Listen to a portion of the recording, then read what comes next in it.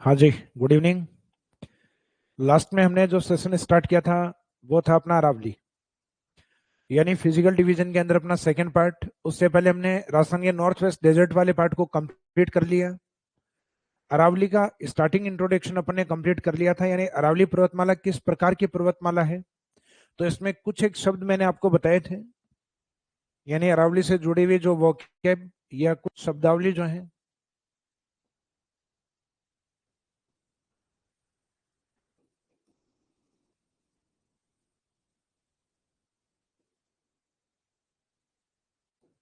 तो जो अपनी अरावली माउंटेन है, इसको वर्ल्ड में ओल्डेस्ट माउंटेन के रूप में, विश्व की प्राचीनतम पर्वतमाला के रूप में ये बात हो गई थी अपनी।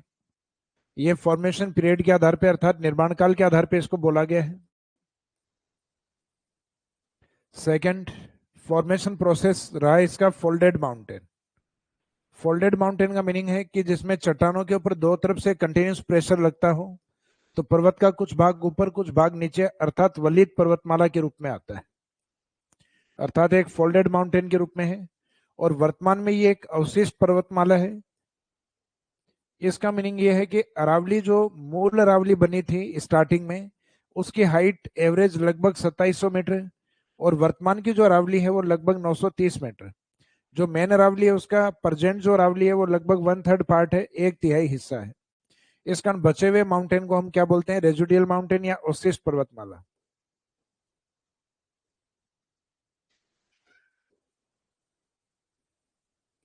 अवशिष्ट पर्वतमाला के रूप में तो अरावली एक अवशिष्ट पर्वतमाला भी है।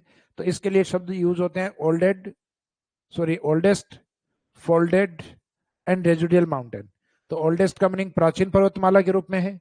वलन का मीनिंग है कुछ उसका पार्ट अपवार्ड के पार्ट में, और कुछ है डाउनवर्ड, यानी अपवार्ड का मीनिंग अपनति और कुछ अभिनति। जब माउंटेन्स इस तरीके से ऊपर नीचे की तरफ हो, वेवी टाइप, तो इसका मीनिंग उसको कहा जाता है वलित पर्वतमाला। सभी स्टूडेंट्स को गुड इवनिंग। तो उसके बाद में आगे पार्ट अपना चलने वाला था, जिसमें हमने लास्ट में आपको बताया था कि जो अरावली है उसकी कुछ रॉक्स या चट्टाने हैं अरब सागर की तरफ भी मिली हैं। अरब सागर यानी ये वाला जो पार्ट है अरेबियन सी। भारत के पश्चिम की तरफ जो जलीय क्षेत्र आता है, यानी जो अरेबियन कंट्री की तरफ करते हुए आता है, उसको कहा जाता है अरब सागर। जैसे इंडिया के वेस्ट में बांग्लादेश के नीचे आता है, उसको बंगाल की खाड़ी। तो अरावली का कहा जाता है जो विस्तार है वो आगे इस प्रकार की अरावली जैसी चट्टाने हैं, वो अरेबियन सी में मिनिकोय द्वीप के आसपास भी मिलती हैं। तो इसलिए कहा जा सकता है कि अरावली का विस्तार अरेबियन सी से दिल्ली तक है। तो इसका मीनिंग, इसका जो उद्गम स्थान है वो अरब सागर की तरफ से होने के कारण अरेबियन सी को फादर ऑफ अरावली कहा जाता है। फादर ऑफ अरावली यानी अरावली का पिता कहा जाता है।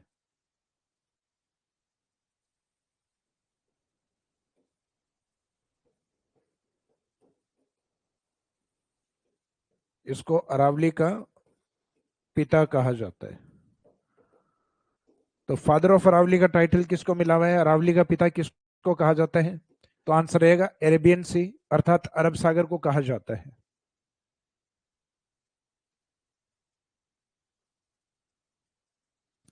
तो इसके आगे हम स्टार्ट करते हैं कंटिन्यूस अरावली का जो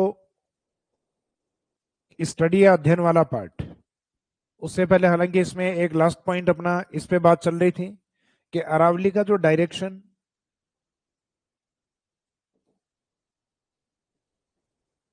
एंड इसका एक्सटेंशन, अर्थात इसकी जो दिशा और विस्तार है वो किस प्रकार का है। तो कई बार जो कुछ क्वेश्चन है फैक्ट वाले वो इन पे भी पूछे जाते हैं कि अरावली की जो डायरेक्शन है वो विस्तार किस प्रकार से है। तो डायरेक्शन का मीनिंग तो है दिशा की, अरावली किस डायरेक्शन से किस डायरेक्शन की ओर फैली हुई है। विस्तार का मीनिंग है कि उसकी टोटल लेंथ कितनी है, राजस्थान में उसका कितना पार्ट है, उसकी एवरेज हाइट कितनी है। तो वो वाले पार्ट उसमें आते हैं उसके एक्सटेंशन या विस्तार वाले पार्ट में। तो सबसे पहले हम इसमें लेते हैं डायरेक्शन और एक्सटेंशन वाले पार्ट में उसके डायरेक्शन, यानी जनरल इंट्रोडक्शन करने के बाद में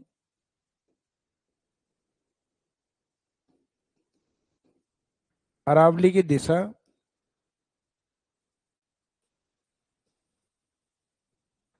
एवं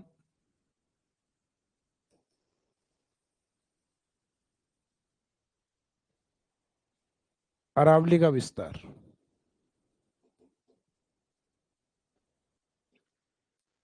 अरावली की दिशा का मीनिंग है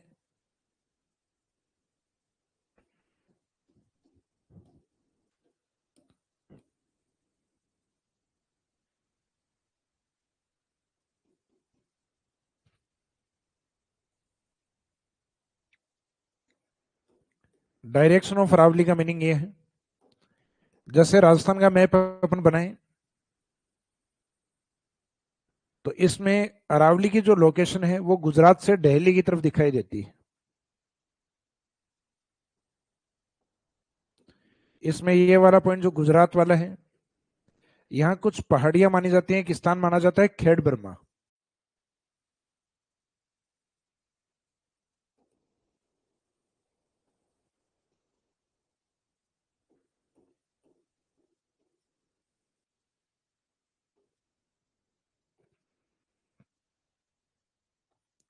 खेड़ बर्मा को कहा जाता है starting point of Aravalli, Aravali का शुरुआत वाला स्थान जो कि गुजरात में है।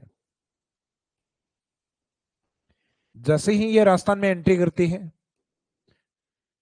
तो राजस्थान में इसका एंट्री पॉइंट माना जाता है सिरोही, माउंट आबू।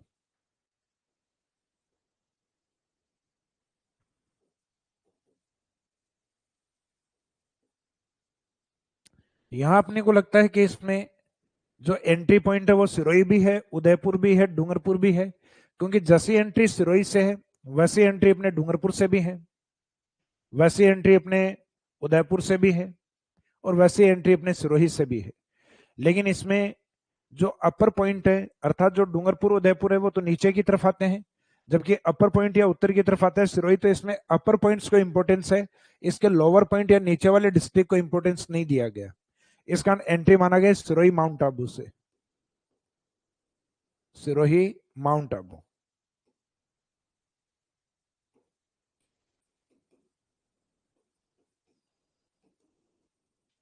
जबकि इसका एग्जिट पॉइंट माना गया नॉर्थ के अंदर,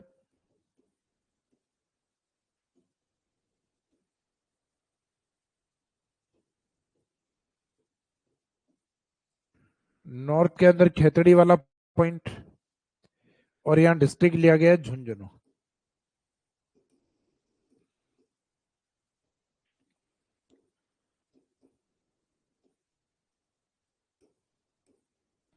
झुंझुनू डिस्ट्रिक्ट।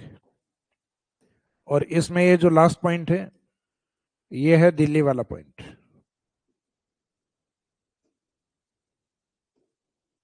न्यू दिल्ली या नई दिल्ली वाला। तो इसमें एग्जामिनर ने क्वेश्चन किस तरीके का पूछा है आपसे उसके ऊपर डिपेंड करता है। एक तो सिंपल क्वेश्चन पूछा जाए कि अरावली कहां से कहां तक है, तो इसका मीनिंग आपको जो टोटल अरावली है वो बताना है। मीनिंग है कि अरावली स्टार्टेड फ्रॉम और एंडिंग पॉइंट। तो स्टार्टेड फ्रॉम खेड़ बर्मा कहां से शुरू होती है, खेड़ बर्मा गुजरात से, and ending point of Aravalli, Aravali का अंतिम स्थान कौन सा है, तो आंसर रहेगा न्यू दिल्ली। वहां पे उन पहाड़ियों को टारगेट किया गया है जो अपना प्रेसिडेंट हाउस अर्थात राष्ट्रपति भवन है। तो राष्ट्रपति भवन की पहाड़ियों को हम कहते हैं रायसीना हिल्स। तो रायसीना हिल्स ये लास्ट पॉइंट के रूप में।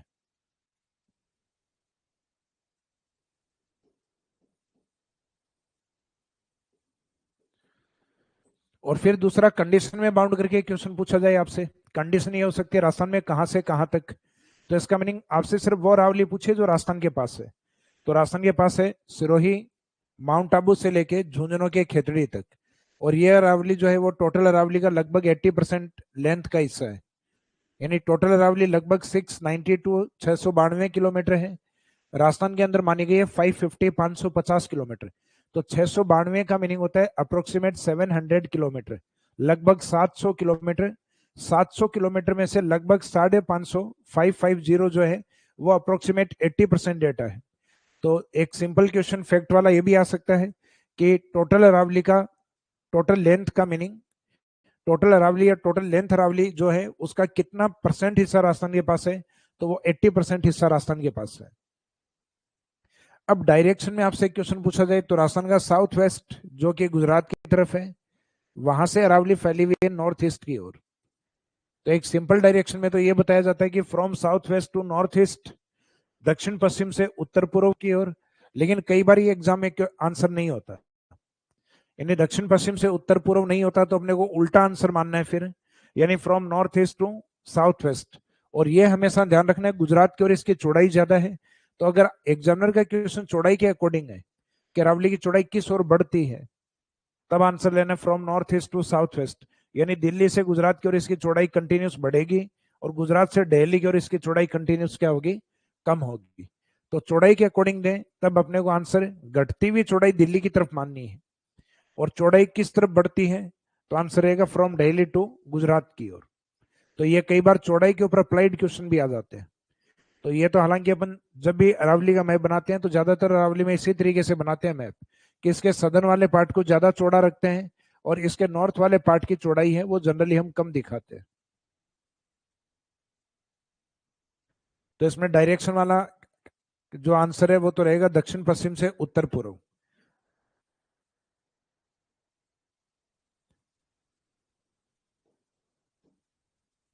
तो अरावली को भी डिवाइड करके अगर देखें तो ये राजस्थान के साउथ वेस्ट, और साउथ वेस्ट को हिंदी में अपन एक नाम और भी देते हैं इस दिशा को, इसको कहा जाता है नैऋत्य डायरेक्शन।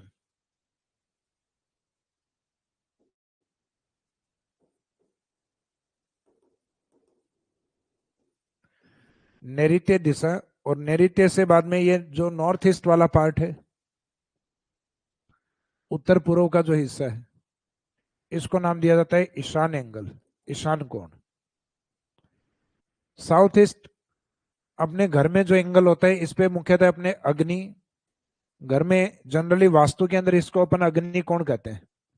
तो ये अग्नि कोण इसलिए क्योंकि ये दिशा है आग्नेय, और जो नॉर्थ वेस्ट वाला जो पार्ट होता है ये है वायव्य दिशा। तो हिंदी के अंदर अपनी दिशाओं के नाम थोड़े से अलग हैं। तो एक आधी बार एग्जाम में यह भी पूछा गया है कि अरावली का विस्तार, या स्टेटमेंट के रूप में शायद ये दिया गया था किसी क्वेश्चन में था ये, कि अरावली का विस्तार नैऋत्य से ईशान की तरफ है। तो ये बिल्कुल सही है स्टेटमेंट। नैऋत्य का मीनिंग साउथ वेस्ट और ईशान का मीनिंग है नॉर्थ ईस्ट।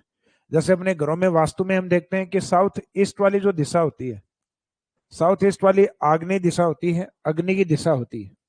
तो इग्नियस डायरेक्शन है वो साउथ ईस्ट है जहां अग्नि कुंड होता है, और नॉर्थ वेस्ट वाला पार्ट है वायव्य। तो जो इजीली आपको समझ में आ रहे हैं वो अरावली में नहीं लेने, यानी अरावली में ना तो आग्नेय दिशा होगी ना वायव्य दिशा होगी। इसमें जो थोड़े से अलग और अजीब नाम जो लगे आपको, जैसे एक तो नैऋत्य डायरेक्शन और एक ईशान डायरेक्शन।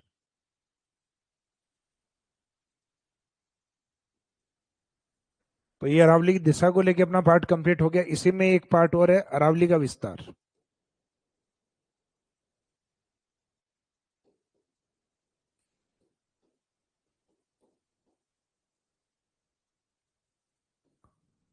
तो इसमें अरावली का विस्तार या एक्सटेंशन वाला जो पार्ट है,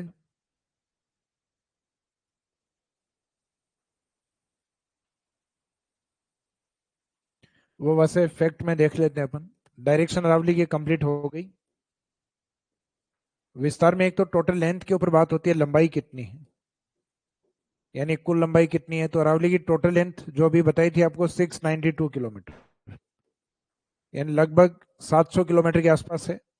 दूसरा फैक्ट आता है लेंथ इन राजस्थान, राजस्थान में लंबाई।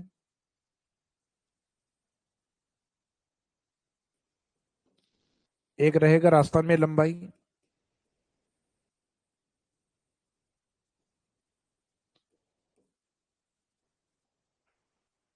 राजस्थान में लंबाई है 550 किलोमीटर, 550 किलोमीटर, जो अप्रोक्सीमेट टोटल अरावली का कितना परसेंट हिस्सा है, 80% पार्ट। फिर बाद में इसमें आती है एवरेज हाइट या औसत ऊंचाई।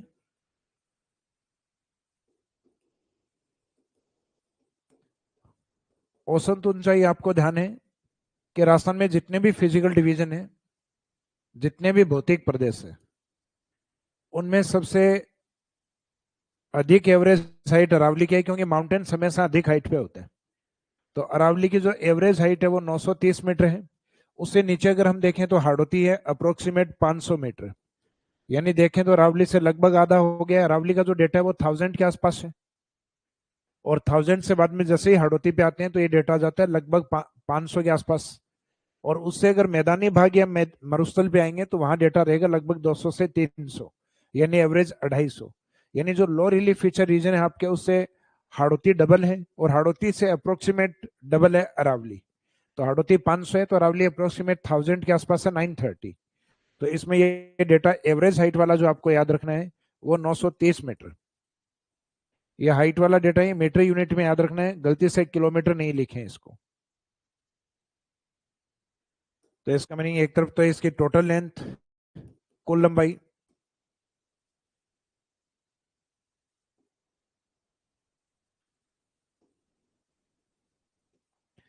एक तरफ है लेंथ इन राजस्थान 550,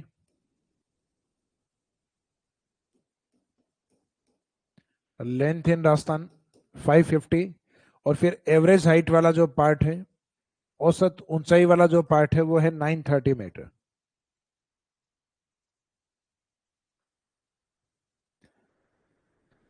तो ये जो कुछ फैक्ट वाले डेटा थे डायरेक्शन और विस्तार को लेके, ये अपने कंप्लीट हो गए। दिशा यानी दक्षिण पश्चिम से उत्तर पूर्व की ओर, और अपोजिट अगर इसमें पूछा जाए कि बढ़ती हुई चौड़ाई बताइए, तो दिल्ली से गुजरात की ओर चौड़ाई कंटिन्यूस बढ़ती है। उसके बाद में दूसरे फैक्ट वाले पार्ट है कि कितनी लेंथ है, राजस्थान में लंबाई कितनी है, एवरेज हाइट कितनी है। तो ये सभी डेटा इसमें कंप्लीट हो गए अपने। इसके बाद में हम आगे करते हैं, जैसे कि डेजर्ट वाला जो पार्ट, जिसमें हमने दो पार्ट्स में उसका स्टडी किया था, एरिड और सेम एरिड। तो ऐसा ही अरावली का हम अध्ययन करेंगे, जिसमें अरावली के 3 पार्ट्स, और 3 पार्ट्स वो रहेंगे जो राजस्थान के पार्ट हैं। क्योंकि राजस्थान ज्योग्राफी पढ़ने का मीनिंग है कि हम एक रीजनल ज्योग्राफी पढ़ रहे हैं, एक क्षेत्र विशेष की। तो अब अरावली का वो अध्ययन होगा जो सिरोही से झुंझुनू के बीच में, क्योंकि सिरोही के सदन में बाद में अरावली गुजरात में होती है, और झुंझुनू खेतड़ी ये बाद में अरावली कहाँ होती है, हरियाणा और दिल्ली की तरफ। तो अरावली में जनरल इंट्रोडक्शन वाली बातें कंप्लीट होने के बाद, यानी दिशा और विस्तार के बाद में अध्ययन की बात करेंगे इसमें।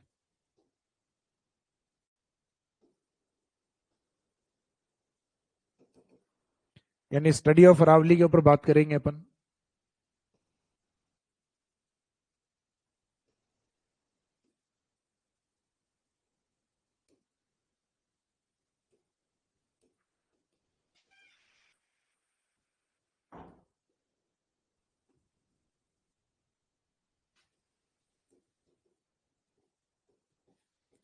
तो अध्ययन की दृष्टि से अरावली को 3 भागों में बांटा गया है।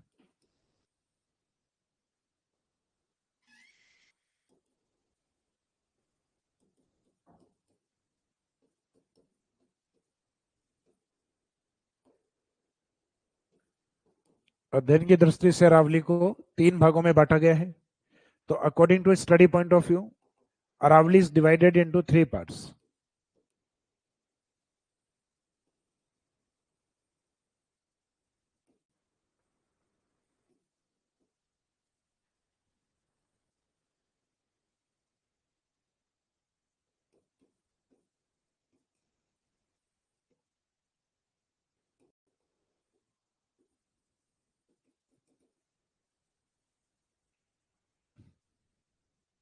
तो according to study point of view, Aravalli is divided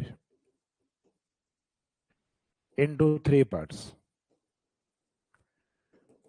जैसे अध्ययन में मरुस्थल के कितने भाग किए थे हमने, अरावली से पहले हमने डेजर्ट वाला पार्ट कंप्लीट किया था। तो डेजर्ट में 2 भाग थे, एक था एरिड अर्थात शुष्क मरुस्थल, और दूसरा था सेमी एरिड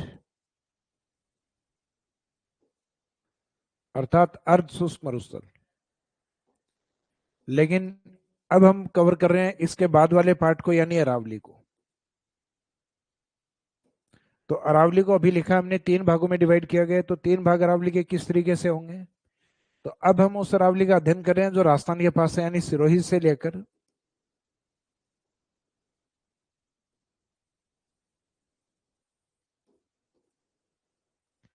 अरावली के नॉर्थ पार्ट यानी झुंझुनू तक।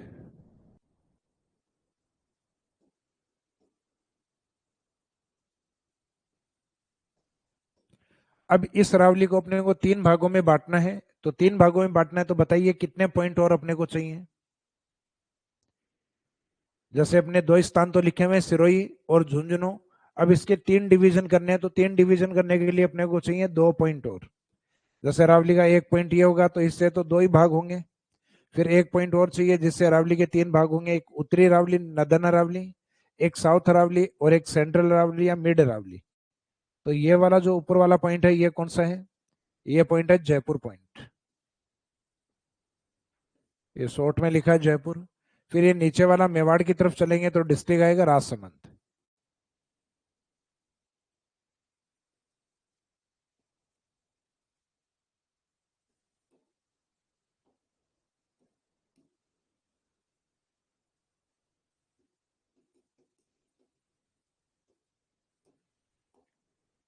अब ये वाला हिस्सा है झुंझुनू से लेके जयपुर तक, यानी J2 J तक। इस वाले पार्ट को कहा जाता है उत्तरी अरावली।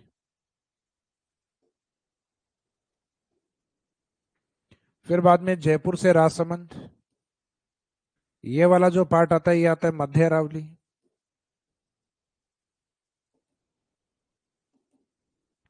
उसके बाद में राजसमंद से और बाकी जो नीचे वाला पार्ट है यानी सिरोही तक का पार्ट, उस वाले पार्ट को नाम दिया जाता है दक्षिणी अरावली।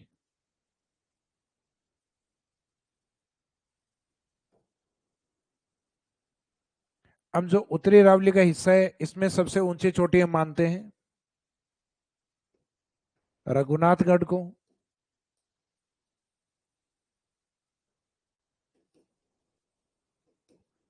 इसके बाद में जयपुर से राजसमंद के बीच की जो अरावली आती है, इसमें ब्यावर की तरफ एक प्रमुख चोटी आती है जिसको हम कहते हैं टोडगढ़। टोडगढ़ अगर ऑप्शन नहीं हो देन आंसर हम मानते हैं तारागढ़। दक्षिणी अरावली या कंप्लीट अरावली के अंदर सबसे ऊंची चोटी का दर्जा दिया गया है गुरु शिखर को। यानी अपने जो माउंटेन या शिखर है उसमें सबसे ऊंचा दर्जा किसको है? गुरु शिखर को। तो गुरु का मीनिंग भी वैसे ऊंचा होता है। जैसे आप हिंदी में पढ़ते हैं कि गुरु, तो गुरु का अपोजिट क्या पढ़ते हैं? लघु। या लघु का अपोजिट क्या पढ़ते हैं? गुरु। यानी जो शिखरों में गुरु है या सर्वोच्च है उसका नाम ही हमने क्या रखा है? गुरु शिखर। तो इन तीनों पार्ट में जो सदर्न अरावली है उसकी चौड़ाई भी ज्यादा है और उसके पास हाईएस्ट पॉइंट भी उसी के पास है, गुरु शिखर। मध्य अरावली में टोडगढ़ एंड तारागढ़ और नॉर्थ अरावली में आता है रघुनाथगढ़। तो सबसे पहले तो अपने को ये स्थान याद रखने की अरावली कहाँ से कहाँ तक है। जैसे ये तो आपको आइडिया, जब झुंझुनू आएगा तो इसका मीनिंग कौन कौन सी अरावली होगी? तो झुंझुनू आएगा तो इसका मीनिंग नॉर्थ अरावली होगी। सिरोही आएगा तब तब आंसर रहेगा सदर्न अरावली या दक्षिणी अरावली। और ना झुंझुनू हो और ना सिरोही हो तो इसका मीनिंग ये तो होता ही है, जब दोनों ही नहीं है तो ना तो नॉर्थ अरावली होगी ना साउथ। इसका मीनिंग फिर रहेगी सेंट्रल अरावली, जिसमें नए वाले दोनों पार्ट आएंगे जयपुर और राजसमंद। यानी जयपुर राजसमंद के बीच का जो ज्योग्राफिकल एरिया है जिसमें मुख्यतः ब्यावर के हिस्से को, मेन अजमेर के पार्ट को और अजमेर के ईस्ट में आंशिक टोंक, तो इसमें अजमेर, ब्यावर एंड टोंक ये मुख्य डिस्ट्रिक्ट लेते हैं। इसका मीनिंग इन 3 जिलों के बाद का ऊपर वाला जो पार्ट है ये अपर अरावली में अर्थात नॉर्थ अरावली में, और इन 3 जिलों के बाद में लोअर या नीचे वाला जो पार्ट है वो सदर्न अरावली में काउंट होता है। तो हम अध्ययन यहां से करेंगे नॉर्थ अरावली से पढ़ना, उत्तरी अरावली, सेकंड मध्य अरावली और नंबर 3 दक्षिणी अरावली। तो उत्तरी अरावली के अंदर तो रहेगा अपना J2 J तक। J2 J तक का मीनिंग है झुंझुनू से जयपुर तक। फिर जयपुर से राजसमंद वाला रहेगा आपका सेंट्रल और मिड अरावली। और फिर राजसमंद से लेके नीचे सिरोही तक वो रहेगा आपका सदर्न अरावली अर्थात दक्षिणी अरावली। तो इसमें हम बात कर लेते हैं पहले उत्तरी अरावली की।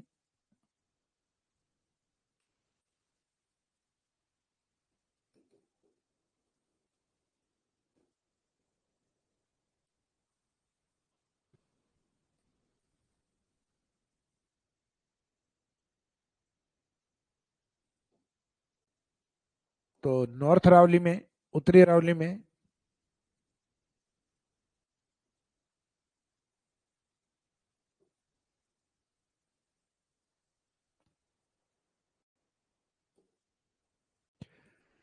नॉर्थ या रदन अरावली, तो उत्तरी अरावली में एक तो विस्तार कहाँ से कहाँ तक है वो इंपॉर्टेंट। तो J2 J तक, इसका मीनिंग है झुंझुनू से जयपुर के मध्य स्थित अरावली।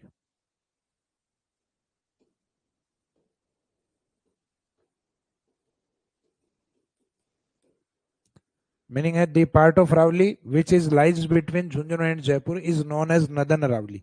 यानी रावली का वो भाग जो झुंझुनू से जयपुर के मध्य फैला हुआ है या विस्तृत है उसको उत्तरी रावली कहा जाता है। तो झुंझुनू से जयपुर के मध्य। दूसरा पॉइंट है इसमें सर्वोच्च चोटी। तो उत्तरी रावली में जो सर्वोच्च चोटी है उसमें सबसे इंपॉर्टेंट है रघुनाथगढ़। इस कारण एक दो बार एग्जाम में इसको पूछा हुआ भी है, रघुनाथगढ़ की हाइट कितनी है। रघुनाथगढ़ जिसके लोकेशन या स्थिति सीकर में है। हाइट के तौर पे देखा जाए तो हाइट इसमें आती है 1055 मीटर, 1055 मीटर।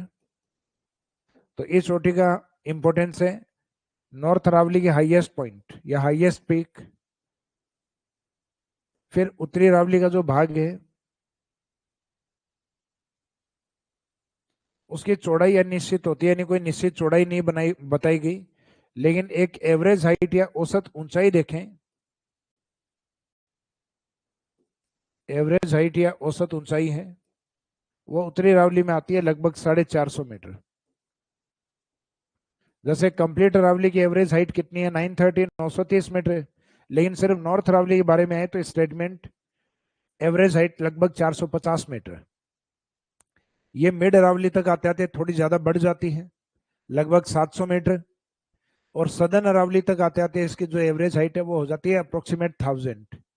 यानी दक्षिणी रावली की एवरेज हाइट लगभग 1000 मीटर के आसपास यानी 1 किलोमीटर के आसपास है। ये एवरेज बताया जा रहा है, सबसे ऊंची चोटी नहीं बताया जा रहा। ऊंची चोटी अलग से लिखा अपन ने। Highest peak Raghunathgarh located in Sikar and height 1055 1055 metre.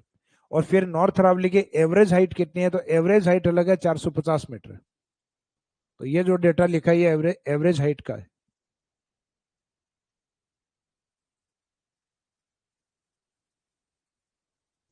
फिर सेकंड पार्ट आता है इसमें अपना मध्य रावली।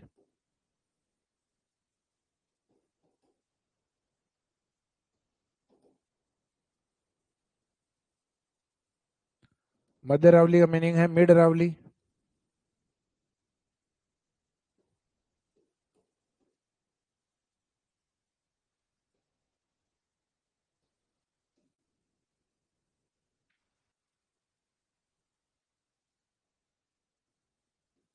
ये इसको इंटरमीडिएट रावली भी कहा जाता है। तो इंटरमीडिएट रावली का मीनिंग भी ये होता है मध्यवर्ती रावली या मध्य रावली। ये इसके लिए दूसरा शब्द हम यूज करते हैं केंद्रीय रावली, सेंट्रल रावली, क्योंकि रावली के 3 हिस्सों में ये सेंटर के अंदर केंद्र में है।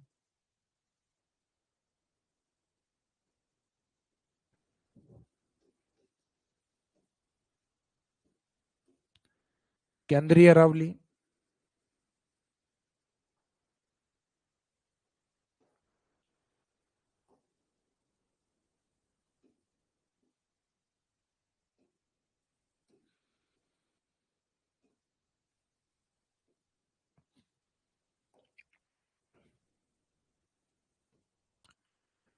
और ये मुख्यतः उस हिस्से में है जिस हिस्से को हम अजमेर वाला जो पार्ट है मेनली उसमें, या यूं कहें कि उससे अलग हुआ एक जिला है ब्यावर जो अजमेर का ही पार्ट था। और ऐतिहासिक तौर पे इस हिस्से को कहा जाता है मेरवाड़ा। तो मीनिंग ये हुआ कि अरावली के इस हिस्से का जो संबंध है वो मेरवाड़ा रीजन से रहा है। तो ये मेरवाड़ा अरावली है।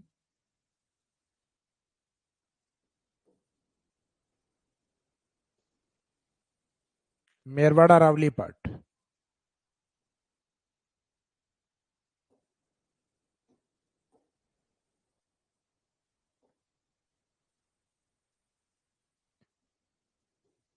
तो इसी में एक नाम और ऐड कर सकते हो मेरवाड़ा।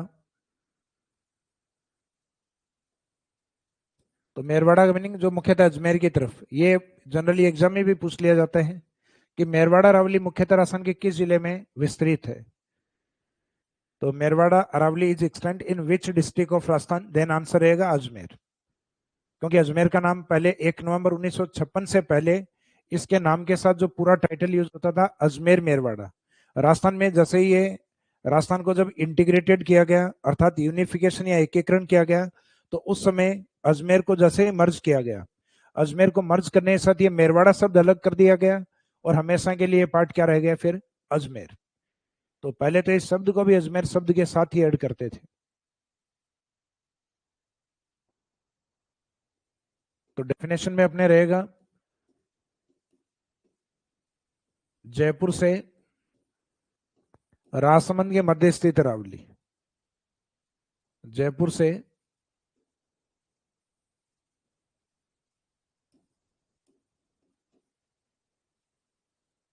राजसमंद के मध्य स्थित अरावली।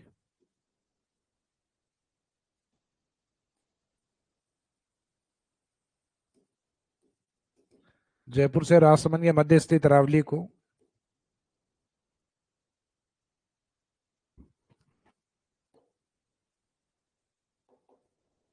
मध्य स्थित अरावली को केंद्रीय अरावली कहा जाता है।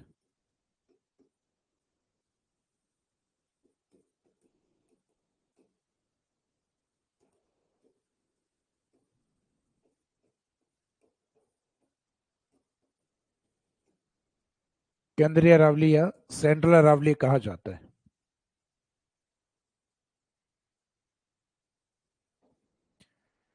अब इस अरावली का जो विस्तार है अगर हम डिस्ट्रिक्ट वाइज देखें, क्योंकि इसके जिलों का पता होना इसलिए जरूरी है क्योंकि अरावली के कई बार आपसे उत्तरी जिलों के बारे में पूछा जाता है, कई बार दक्षिणी जिलों के बारे में। तो आप मेन जो सेंटर वाले डिस्ट्रिक्ट हैं उनको रट लीजिए, अजमेर, अजमेर के इसमें आंशिक टोंक का पार्ट, और एक अजमेर से अलग हुआ जो पार्ट है साउथ वेस्ट वाला पार्ट ब्यावर। तो ये पार्ट मुख्यतः सेंट्रल अरावली के पास है। तो इसका मीनिंग हुआ है कि इसके ऊपर जो भी जिले हैं, जैसे ऊपर जयपुर है, दौसा है, सीकर, सीकर के ऊपर झुंझुनू, अलवर या अलवर और जयपुर से बना हुआ कोटपुतली बहरोड, या अलवर के नॉर्थ वाला पार्ट है जो खैरतल तिजारा, या यूं कहें कि आने वाले टाइम में भरतरी नगर। तो ये सारे जिले अपने को आइडिया लग जाएगा कि अजमेर, टोंक और ब्यावर से किस साइड में है। जैसे अलवर का नाम लिया जाए तो लगभग सबको आइडिया है कि अलवर दिल्ली के नजदीक है, तो इसका मीनिंग है वो नॉर्थ अरावली का पार्ट है। सीकर है तो सीकर भी अपने हरियाणा के साथ बॉर्डर बनाता है, इसका मीनिंग नॉर्थ अरावली के पार्ट में है। तो आपको याद रखना है अजमेर, टोंक और ब्यावर ये सेंट्रल अरावली का पार्ट है, और इनके नीचे जितने भी जिले आएंगे जैसे राजसमंद, उदयपुर, डूंगरपुर, सलूम्बर, पाली, सिरोही, ये सब आपके साउथ अरावली के पार्ट। तो आपको रटना नहीं पड़ेगा, सिर्फ ये तीन ठीक से याद रखिएगा कि अजमेर, ब्यावर और टोंक है मिड अरावली का पार्ट। तो इस अरावली का जो विस्तार है तो सेंट्रल अरावली और mid Aravalli extent in Ajmer, Beawar and Tonk. मध्य अरावली का विस्तार अजमेर, ब्यावर और टोंक में है। तो ये तीन जिलों में इसका विस्तार है। इसका विस्तार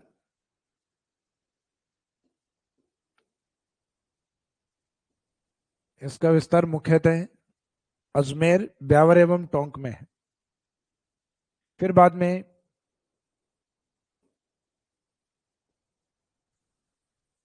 इसकी सर्वोच्च चोटी की बात करें तो अभी थोड़ी देर पहले आपको बताई थी हाईएस्ट पीक। सर्वोच्च चोटी इसमें आती है जिसका नाम है टोडगढ़।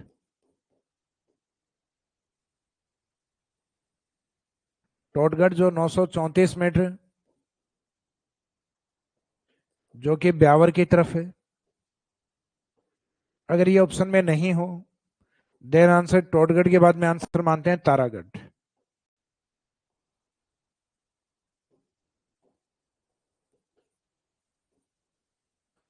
तो एक तो ऑप्शन टोडगढ़, टोडगढ़ ना हो तो फिर आंसर क्या रहेगा, तारागढ़। तारागढ़ अजमेर में वो है जो आपने सुना हुआ है कि एक फोर्ट है, किला है, तो तारागढ़ फोर्ट उसी चोटी पे बना हुआ है तारागढ़। तो उस चोटी का नाम उस तारागढ़ फोर्ट के अकॉर्डिंग है। जैसे जयपुर में बना हुआ है नाहरगढ़ फोर्ट, तो नाहरगढ़ फोर्ट उस पहाड़ी का नाम भी नाहरगढ़ की पहाड़ी है। जैसे जयगढ़ फोर्ट, हालांकि जयगढ़ फोर्ट, जयगढ़ पहाड़ी भी बोलते हैं उसको, चील पहाड़ियां भी कहा जाता है। हालांकि कुछ पहाड़ियों के नाम एक से अधिक भी होते हैं, तो जयगढ़ की पहाड़ी ऐसी है। तो ये जो अजमेर का तारागढ़ फोर्ट जहां बना हुआ है ये सेकंड हाईएस्ट पॉइंट है तारागढ़, जो लगभग 873 मीटर, और ये अजमेर के अंदर। और अगर ये भी ऑप्शन में नहीं हो, यानी दोनों टी और टी ना हो, टोटगढ़ और तारागढ़, तब आंसर रहेगा नाग हिल्स। नाग हिल्स या नाग पहाड़ियां जो अजमेर के पश्चिम की तरफ है, जो लगभग 795 मीटर हाइट पर है। तो तीनों पहाड़ियां या तीनों प्रमुख चोटियां जो हैं वो अजमेर में कुछ इस तरीके से हैं। एक तो अजमेर के सदन वाले दक्षिण पश्चिम वाले पार्ट पे जो ब्यावर अलग हुआ है वो है टोटगढ़, जिसकी हाइट है 900 प्लस। फिर अजमेर अजमेर सिटी की तरफ ये आता है तारागढ़। तो तारागढ़ की जो हाइट आती है वो लगभग 800 प्लस। फिर अजमेर के पश्चिम की ओर जहां अरावली सर्पिलाकार रूप में है, सर्पिलाकार रूप में यानी नाग पहाड़ियों के रूप में है, तो नाग हिल्स के रूप में है, वहां लगभग इसकी हाइट आती है 700 प्लस। तो 700 प्लस से लेके और नीचे तक जो अरावली है उसकी सर्वोच्च चोटी 700 प्लस, 800 प्लस, 900 प्लस। तो 700 प्लस वाली 795, 800 प्लस वाली 873 और 900 प्लस वाली 934। इसका मीनिंग तीन कंटिन्यूस डिजिट है, एक 700 प्लस है, एक 800 प्लस है और एक 900 प्लस। तो आप लगभग राउंड ऑफ में भी याद रखोगे तो भी काम चल जाएगा, क्योंकि इतने ज्यादा निकटतम डेटा नहीं आते। तो 934, 873 और 795। तो ये मिड अरावली की तीन ऊंची चोटियां हैं। तो आजकल क्या करते हैं कि ऊंचे वाली नहीं पूछ के सेकंड वाली पूछते हैं। जैसे कि लंबे टाइम तक एग्जाम में टोटगढ़ ऑप्शन ही नहीं दिया गया, तो ऑप्शन नहीं दिया गया तो अपने आप आंसर तारागढ़ होगा। और अगर दोनों ही ऑप्शन नहीं दिए जाए तो देन आंसर रहेगा नाग हिल्स या नाग पहाड़ियां।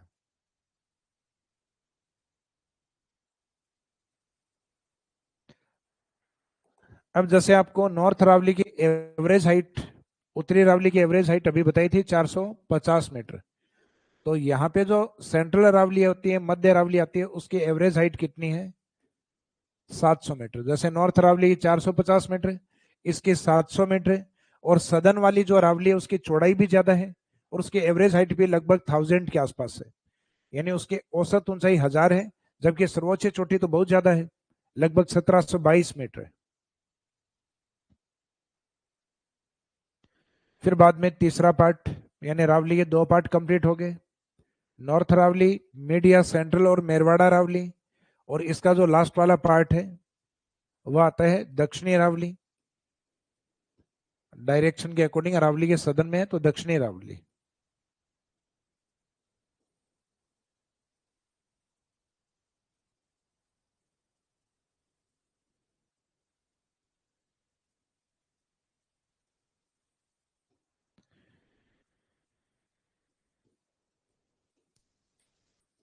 तो दक्षिणी अरावली का जो विस्तार है कहां से कहां तक है, तो ये राजसमंद से लेके, तो राजसमंद इसी अरावली में ही काउंट होता है, दक्षिणी अरावली में, राजसमंद से सिरोही तक।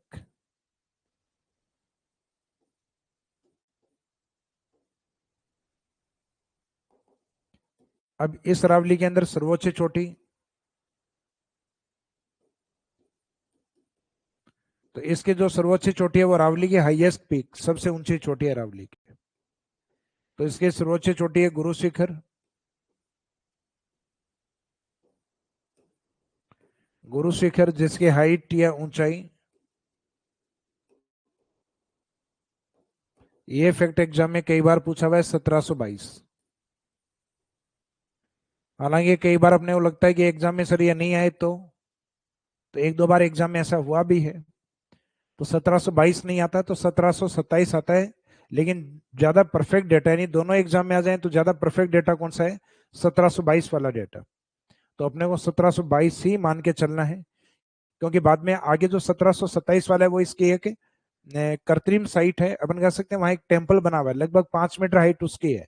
तो किसी भी नेचुरल साइट के साथ उसकी कृत्रिम हाइट को, अर्थात आर्टिफिशियल जो हाइट है, उसको काउंट नहीं कर सकते।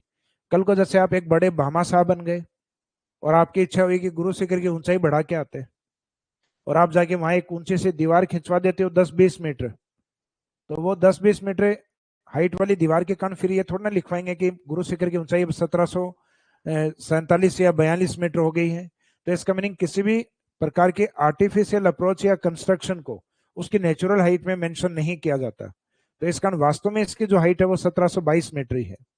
और 22 नहीं ऑप्शन में तो उसके बाद में जो नियरेस्ट ऑप्शन जो भी दिया हुआ है वो अपना आंसर होगा।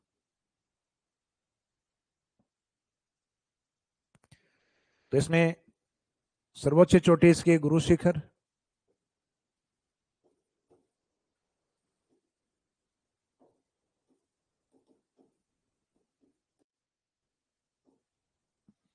और हाइट इसकी रहेगी 1722 मीटर। ये वाला डेटा ध्यान रखना। और इसी चोटी को कर्नल जेम्स टोड ने संतों का शिखर कहा है।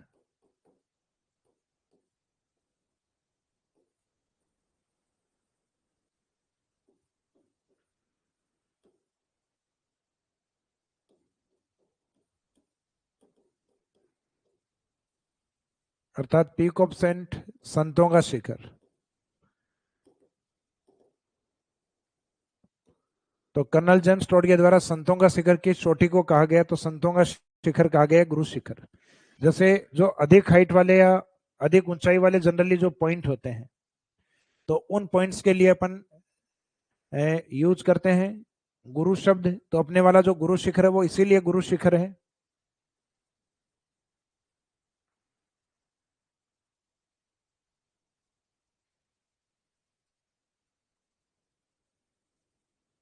ऑनलाइन स्टूडेंट, आज किसी का आप में से बुक को लेके परेशानी वाला एक मैसेज आया हुआ है। चलो आज क्लास एंड करने के बाद आपसे बात करूंगा मैं।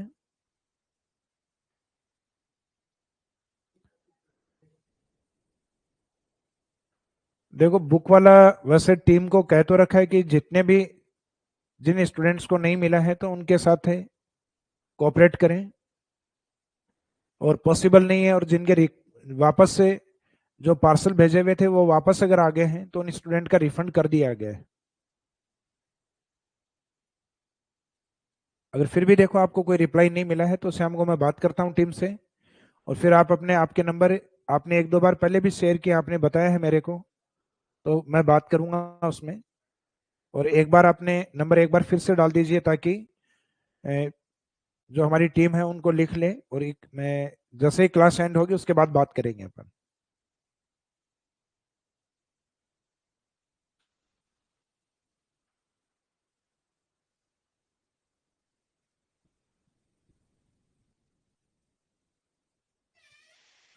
तो आगे कंटिन्यूस करें अपन। जो अभी तक करवाया वो कंप्लीट समझ में आ गया। एक अजमेर वाला जो कमेंट है ये थोड़ा सा ऊपर करना।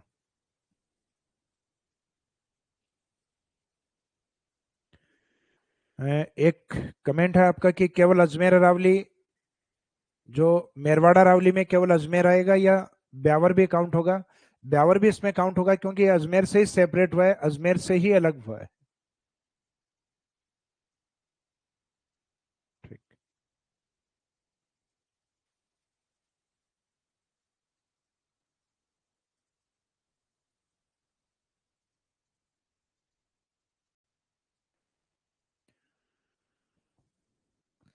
तो इसमें जो हाईएस्ट पॉइंट है इसका, तो हाईएस्ट पॉइंट कौन सा है? गुरु शिखर। अब यहाँ सदन में जो अरावली है इसकी चौड़ाई काफी ज्यादा है। चौड़ाई अधिक होने के कारण इसको फिर से दो भागों में डिवाइड किया जाता है। जैसे तो अध्ययन में तो अरावली के पार्ट हैं वो तीन ही माने जाएंगे अपने: नॉर्थ अरावली, सेंट्रल और सदर्न अरावली, उत्तरी, मध्य और दक्षिणी अरावली। तो दक्षिणी अरावली की जो एक एवरेज हाइट है, ये तो हाईएस्ट पॉइंट है, एवरेज हाइट 1000 मीटर है। तो सर्वोच्च चोटी वाला ये तो हमने कर लिया कंप्लीट। लोकेशन इसकी कहां पर है? तो लोकेशन आपको ध्यान है, गुरु शिखर सिरोही। तो बाई चांस पूछेंगे अरावली की सर्वोच्च सर्वोच्च चोटी कौन सी है, मीनिंग है कि the highest peak of Aravalli, तो सर्वोच्च चोटी का नाम है गुरु शिखर। और इसके जो एवरेज हाइट है दक्षिणी अरावली की,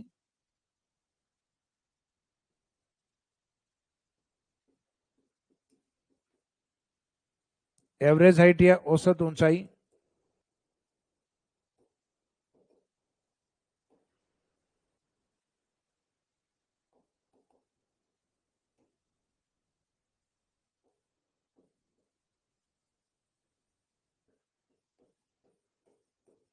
वो 1000 मीटर। तो इसमें अरावली के जो तीनों पार्ट हैं, इसमें अगर एवरेज लेके चले अपन, तो एवरेज नॉर्थ अरावली में आता है लगभग 450 मीटर, मिड अरावली में आता है 700 मीटर, 700 मीटर, और सदर्न अरावली के अंदर ये एवरेज आता है 1000 मीटर, 1000 मीटर। तो लगभग 450, 700 और 1000 मीटर। ये इसकी एवरेज हाइट बताई गई।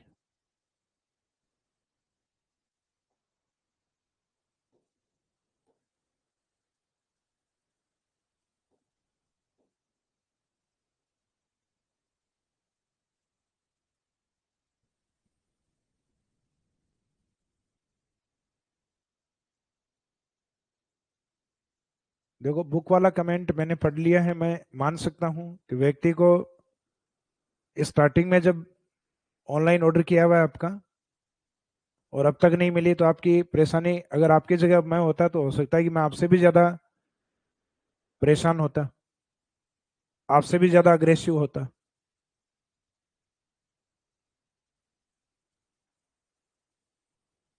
लेकिन आज आपकी जो समस्या है, जिन स्टूडेंट को देखो आ रही है, हमने पूरे प्रयास किए हैं कि उन स्टूडेंट्स के साथ नहीं आए। टीम ने लगभग सबके साथ कोऑपरेट, क्योंकि शाम को जनरली जब मैं पूछता हूँ तो जिन स्टूडेंट के पास नहीं पहुंच पा रही, जिनके पार्सल वापस लौट आए हैं, तो उनका भी एक रिकॉर्ड हमारे पास है। तो उनके कंटिन्यूस टीम है, वो शाम को बैठ के और उनके रिफंड कर रही होती है। तो आप बेफिक्र रहिए, बुक वाला जो कमेंट है वो मैंने पढ़ लिया, मैं उसका सॉल्यूशन करवा दूंगा आज।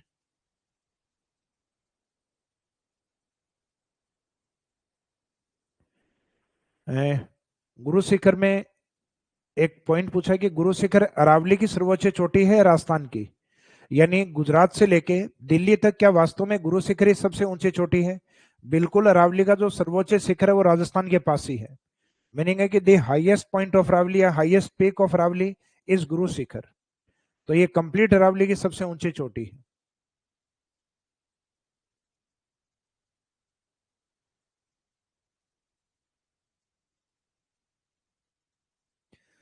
तो इसमें अरावली के जो अपने एवरेज हाइट देखिए, तो वो एवरेज हाइट तीनों पार्ट में, ये नॉर्थ अरावली की एवरेज है, ये मिड अरावली या सेंट्रल अरावली की एवरेज है, और ये सदर्न अरावली की एवरेज 1000 मीटर। अब जब हम लास्ट में बात कर रहे थे कि दक्षिणी अरावली को पुनः दो भागों में बांटा जाए, तो ये जो थर्ड वाला पार्ट चल रहा था अपना दक्षिणी अरावली, तो दक्षिणी अरावली को अध्ययन की दृष्टि से,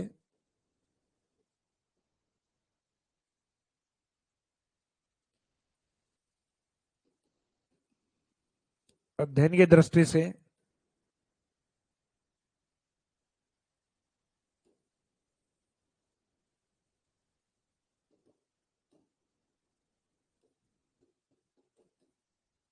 अध्ययन की दृष्टि से पुनः दो भागों में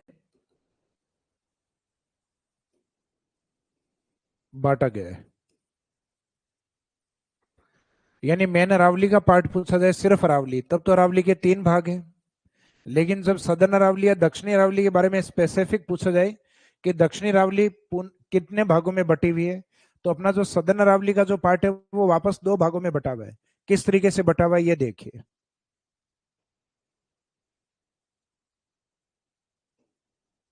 जैसे अरावली का ये वाला जो सदर्न वाला पार्ट, अर्थात दक्षिणी अरावली का जो हिस्सा है,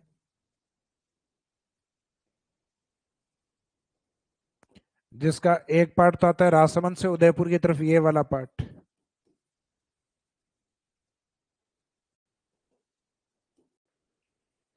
राजसमंद प्लस उदयपुर। अब उदयपुर से एक जिला और अलग हो गया है, सलूम्बर।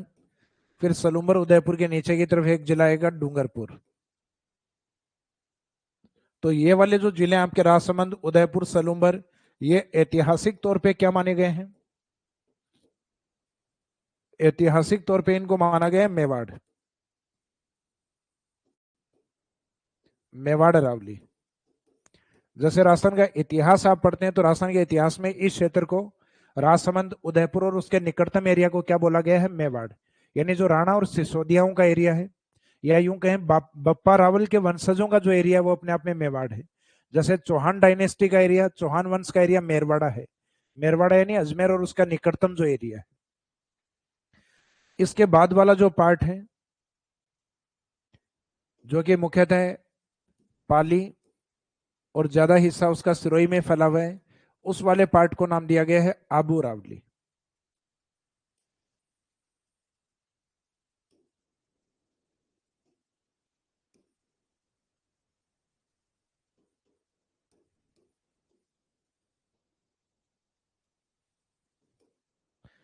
तो सदर्न अरावली के जो दो पार्ट हैं उसमें एक तो है आबू अरावली और दूसरा पार्ट है मेवाड़ अरावली। तो Abu Aravalli mainly extend in Sirohi and Pali. तो आबू अरावली का मुख्य विस्तार तो सिरोही में है, क्योंकि आबू सिरोही में ही है, और दूसरा अगर जिला माने तो सिरोही के साथ पाली। फिर इसमें पॉइंट पूछा जाए कि सर्वोच्च चोटी कौन सी है, तो सिरोही आ गया, तो तय है गुरु शिखर। तो इसमें हाईएस्ट पीक या सर्वोच्च चोटी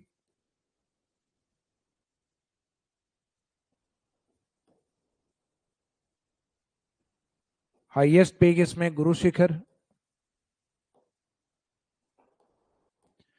फिर दूसरा जो पार्ट है इसमें मेवाड़ अरावली वाला पार्ट, तो मेवाड़ अरावली का जो मेन विस्तार है वो है उदयपुर। उदयपुर के साथ दूसरा अगर प्रमुख जिला माने तो वो हम मानते हैं राजसमंद को। यहां तक कि अरावली राजस्थान के जितने भी जिलों में फैली हुई है, यानी अब नए जिले बनने के बाद इसकी काउंटिंग आने वाले टाइम में वापस आएगी, गवर्नमेंट रिकॉर्ड में जितनी आएगी उतनी हम लिखेंगे। लेकिन हमने जो पुराने वाले डेटा के अकॉर्डिंग लिखा है कि अरावली मैक्सिमम 13 डिस्ट्रिक्ट यानी 13 जिलों में फैली हुई है। उन 13 में सबसे ज्यादा उदयपुर में मानी जाती है। भले ही हाइट उसकी सिरोही में ज्यादा है, लेकिन उसकी जो चौड़ाई है, ज्योग्राफिकल एरिया, वो उदयपुर के पास ज्यादा है। तो अरावली की जो एवरेज हाइट या औसत ऊंचाई है वो सर्वाधिक किस जिले में, सिरोही में। और उसका मैक्सिमम जो ज्योग्राफिकल एरिया है, एरिया का मीनिंग अरावली फैली हुई ज्यादा कहां पर है, तो आंसर रहेगा उदयपुर। तो तय है कि मेवाड़ अरावली में उदयपुर है, तो उदयपुर में उसका विस्तार अधिक होगा और राजसमंद में विस्तार थोड़ा कम होगा। तो मेवाड़ अरावली का विस्तार उदयपुर है, राजसमंद बाकी अन्य जिले सलूम्बर, डूंगरपुर ये सब ले सकते हैं, लेकिन मेन पार्ट ये है। अब इन मेन पार्ट में इसकी सर्वोच्च चोटी मेवाड़ अरावली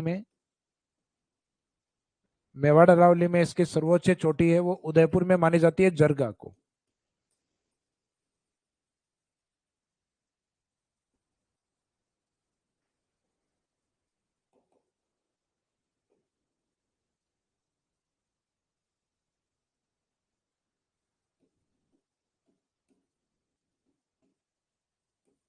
लगभग 1431 मीटर, जो कि उदयपुर के अंदर है।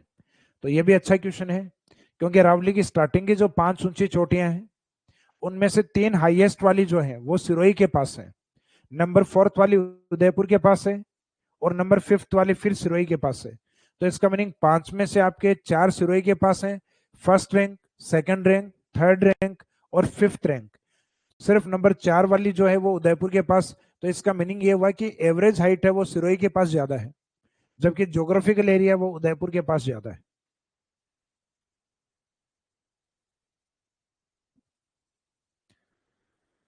तो इसके आगे हम कंटिन्यूस करते हैं। और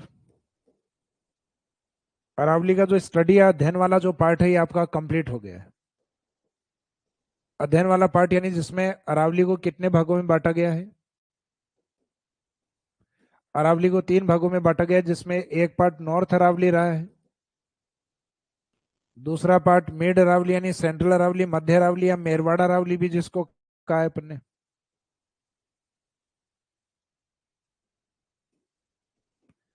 मेरवाड़ा अरावली। इसके बाद में जो नेक्स्ट पार्ट रहा है वो रहा है साउथ अरावली यानी दक्षिणी अरावली। तीनों अरावली में जो सर्वोच्च चोटियां रही हैं, जैसे नॉर्थ में है रघुनाथगढ़, मिड में आपको 2-3 ऊंची चोटियां बताई हैं जैसे TTN के नाम से, टोटगढ़, तारागढ़ और नागपाड़ी, और सदर्न अरावली में सबसे ऊंची चोटी बताई है गुरु शिखर। हालांकि दक्षिणी अरावली के 2 पार्ट होने के बाद आबू अरावली में तो वही आएगी गुरु शिखर, लेकिन आपके मेवाड़ अरावली में एक नई चोटी आई थी जरगा, जरगा जो कि उदयपुर में स्थित है। आगे भी हम अरावली सर्वोच्च चोटियों की जब बात करेंगे जरगा वापस रिपीट होगी। जब अरावली के पठारों की बात करेंगे तो बोराट पठार के अंदर फिर वो रिपीट होगी। तो जरगा अरावली पढ़ते पढ़ते टाइम अपने लगभग कम से कम 3 बार रिपीट होती है। तो ये धीरे धीरे आपको समझ में आ जाएगी जरगा मेवाड़ का हिस्सा है, और मेवाड़ में मुख्यतः उदयपुर का पार्ट। और तीनों अरावली के अंदर जो एवरेज हाइट है, ये सर्वोच्च चोटियां जो बताई थी, रघुनाथगढ़, टोटगढ़, तारागढ़, नागपाड़ियां, सदन में गुरु शिखर, और कंप्लीट अरावली की सबसे ऊंची चोटी है गुरु शिखर।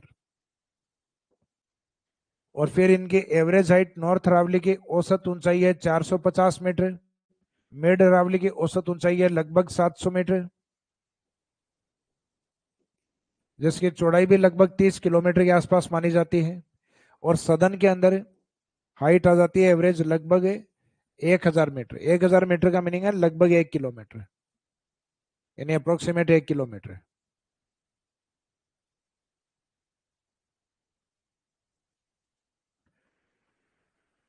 ऑनलाइन स्टूडेंट के अरावली की सेकंड हाईएस्ट पीक क्या जरगा होगी? तो जरगा नहीं है, जरगा नंबर 4 पे है। सेकंड आएगी शेर, जो कि सिरोही में है। मैंने बताया ना हाईएस्ट 3 जो ऊंची चोटियां हैं वो सिरोही में है, जिसमें गुरु शिखर, शेर और देलवाड़ा। देलवाड़ा के बाद में आती है जरगा और नंबर 5 पे आती है अचलगढ़। ये आगे हम एक साथ कवर करेंगे अरावली के सर्वोच्च शिखर। तो जो highest peak of Aravalli, Aravalli की सर्वोच्च चोटियां हैं, उनमें जरगा नंबर 4 पे रहेगी, क्योंकि 3 जो स्टार्टिंग की चोटियां हैं वो तीनों की तीनों आपके कहा है? सिरोही के अंदर है।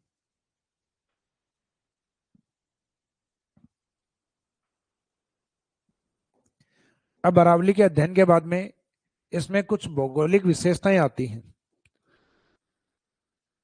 इसकी ज्योग्राफिकल करेक्टरिस्टिक्स हैं।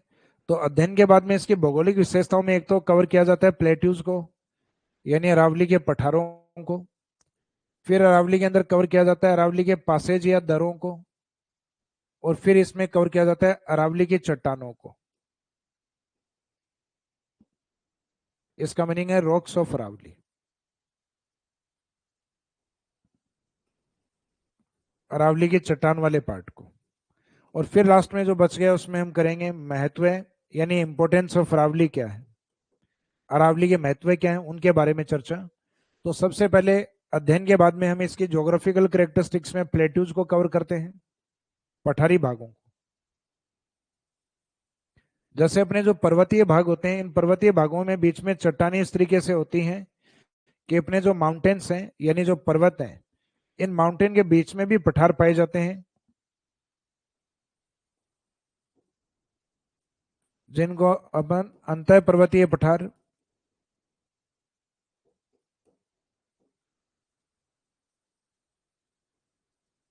अर्थात इंटरमीडिएट प्लेट्यू के रूप में इनको जानते हैं। अंतः पर्वतीय पठार यानी पर्वतों के बीच में जो पठार है, क्योंकि माउंटेन जो पर्वत चोटियां होती हैं, इनके बीच का जो भाग है वो भी सपाट और चट्टानी भाग होता है, अर्थात रॉक्स वाला पार्ट होता है जो ऊपर से समतल होता है। तो जमीन से ऊंचा उठा हुआ हो और चट्टानी भाग हो, बिल्कुल समतल चट्टानी भाग हो, तो प्लेट्यू के अंदर काउंट होता है। पर्वतों के अंदर है तो उसको अंतः पर्वतीय पठार अर्थात इंटरमीडिएट प्लेट्यू के रूप में जानते हैं, यानी पर्वतों में स्थित जो पठार है। तो अरावली के अंदर कुछ पठार भी हैं जिनका इंपोर्टेंस है, तो उनको कहते हैं अरावली के पठार, plateau of Aravalli.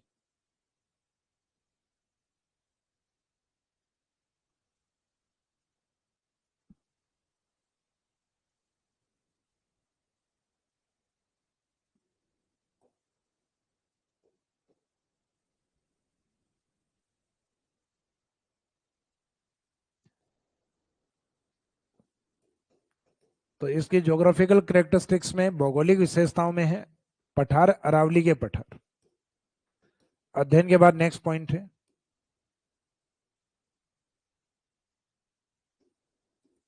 Plateau of Aravalli. तो ये जैसे अभी अपनी बात हुई है कि ये पर्वतों के बीच के पठार,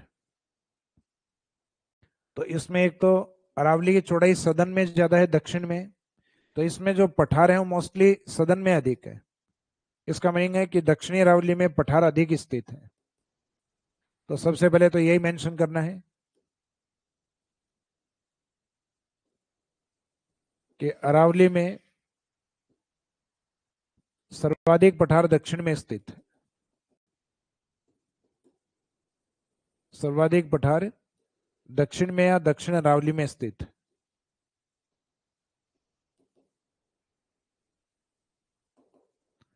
दक्षिण अरावली में स्थित है।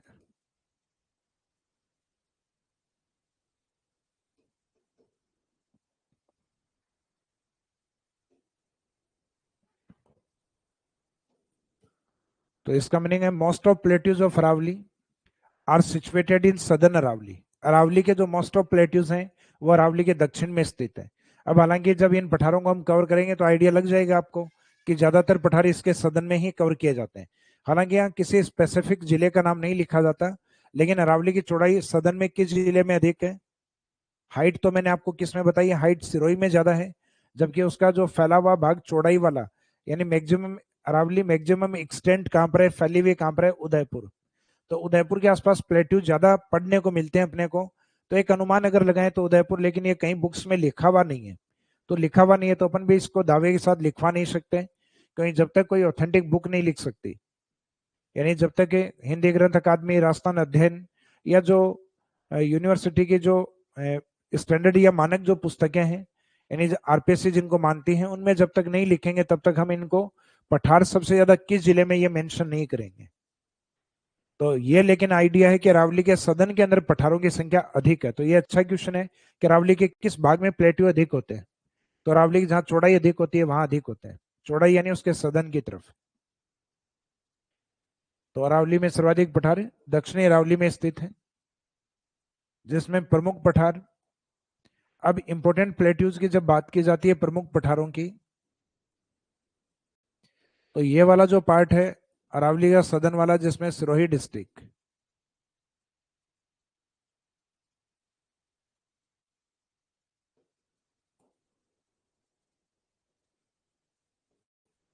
तो सिरोही के निकट कुछ प्लेट्यू आते हैं, जिसमें एक तो आता है उड़िया पठार, उड़िया प्लेट्यू,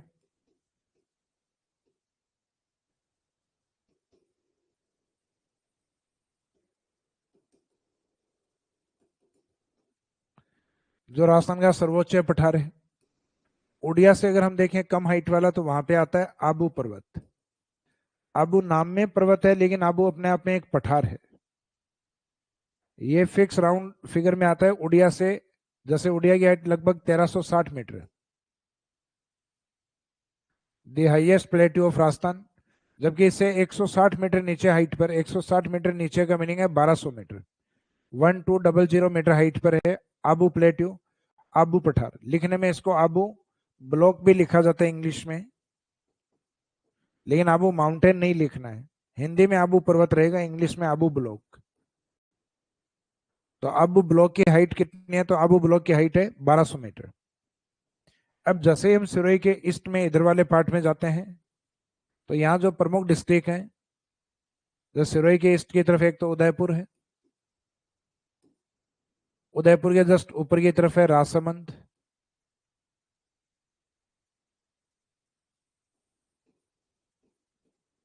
उदयपुर के जस्ट सदन की तरफ है डूंगरपुर। तो उदयपुर और राजसमंद के बीच का जो पठारी भाग है, इसको नाम दिया जाता है बोराट का पठार।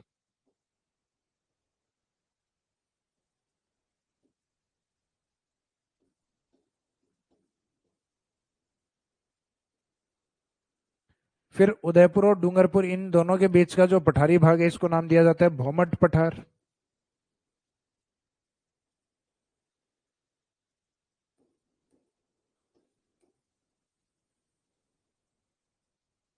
भौमट प्लेट्यू या भौमट का पठार। फिर इन्हीं के निकट उदयपुर से एक भाग अलग हुआ है सलूम्बर, और सलूम्बर के ईस्ट में एक डिस्ट्रिक्ट आता है प्रतापगढ़, जो 2008 में मुख्यतः चित्तौड़गढ़ से अलग हुआ था। हालांकि प्रतापगढ़ का जो निर्माण किया गया या बनाया गया इसको, तो उसमें मेन चित्तौड़ था, बाकी दो जिले और भी रहे, कुछ आंशिक हिस्सा उदयपुर और बांसवाड़ा से भी लिया गया। प्रतापगढ़ जिन जिलों से सीमा बनाता है, उसमें सिर्फ डूंगरपुर का कोई हिस्सा उसमें शामिल नहीं हुआ। इसका मीनिंग सीमा तो वो डूंगरपुर से भी बनाता है, लेकिन डूंगरपुर से कोई भी पार्ट उसमें मर्ज नहीं किया गया। तो मेन पार्ट वो चित्तौड़ का, देन उदयपुर और बांसवाड़ा से भी एक पार्ट काउंट। तो ये जो सलूम्बर वाला हिस्सा, ये उदयपुर से, और प्रतापगढ़ मुख्यतः चित्तौड़गढ़ से अलग हुआ। और अब इन दोनों के अंदर एक पठारी भाग है, जो सलूम्बर से प्रतापगढ़ की तरफ फैला हुआ है, और ये पठारी भाग थोड़ा उबड़ खाबड़ है, इसको नाम दिया जाता है लसाड़िया पठार।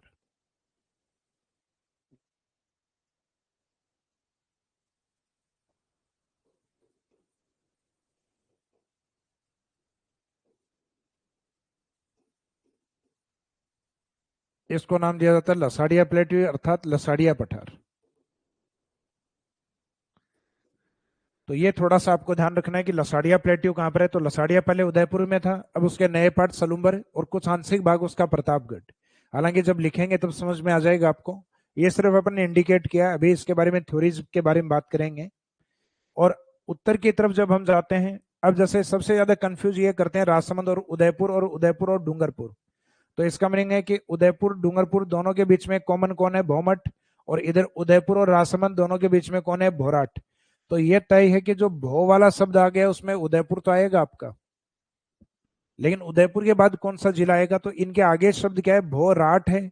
तो भोराट के आगे रा आता है, यानी भो के बाद में रा, तो इसमें राजसमंद को लेना है। और जहां रा नहीं है वहां डूंगरपुर को लेना है। तो इसका मीनिंग जहां भोराट और भौमठ दोनों जगह भो आ गया वहां तय हो गया, उदयपुर तो आएगा आपका। लेकिन आगे शब्द क्या है, उसमें रा है, तो अगर तो उदयपुर के साथ है, रा वाले के अंदर राजसमंद, और रा नहीं है देन उसमें लेंगे डूंगरपुर।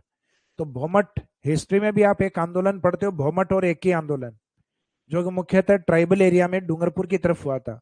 तो भौमठ का मेन एरिया वैसे डूंगरपुर में है, लेकिन आंशिक उदयपुर भी उसमें काउंट है। तो उदयपुर तो इन दोनों पठारों में ही काउंट होगा, चाहे भोराट हो चाहे भौमठ।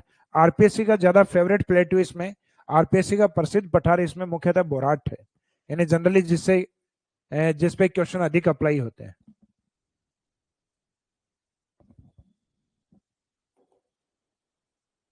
फिर कुछ प्लेट्यूज आते हैं अपने अरावली के नॉर्थ वाले पार्ट में, नॉर्थ वाले पार्ट में यानी अलवर की तरफ, अलवर सरिस्का के निकट।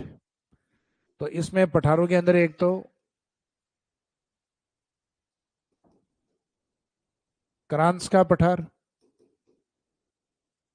और एक आता है कंकनवाड़ी का पठार।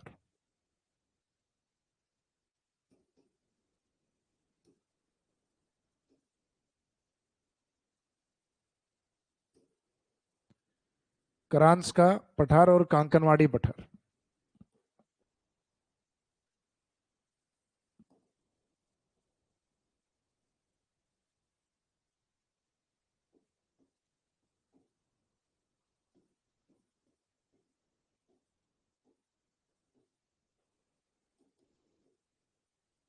तो कांकनवाड़ी प्लेट्यू, क्रांस का प्लेट्यू, ये दोनों अलवर में सरिस्का की तरफ है।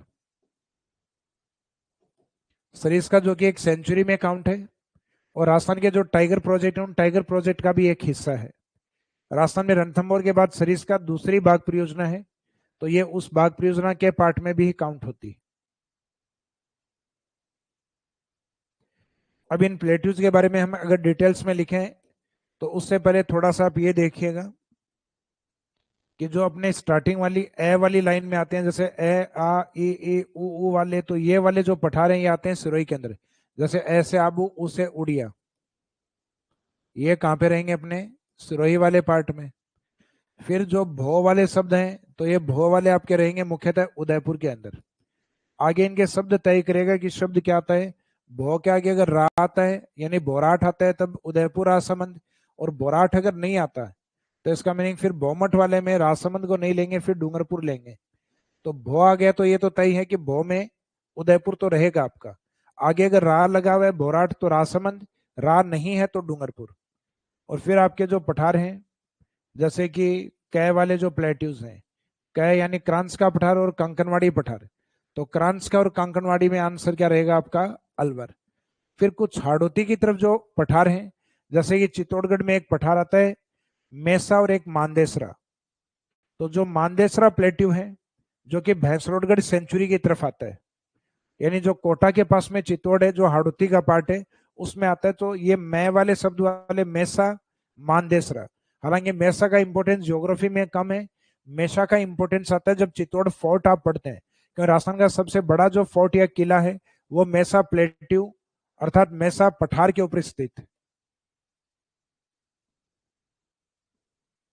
तो ये कुछ प्लेट्यूज को याद रखने के तरीके हैं कि अपने ए आ ई उ वाले, जैसे आ से आबू, उ से उड़िया, ये सिरोही वाले। भो वाले हैं ये उदयपुर में, और कै वाले ये आपके अलवर की तरफ है। तो अब हम शुरुआत करेंगे पहले सिरोही के पठार में, राजस्थान के सबसे ऊंचे पठार से, अर्थात उड़िया प्लेट्यू से।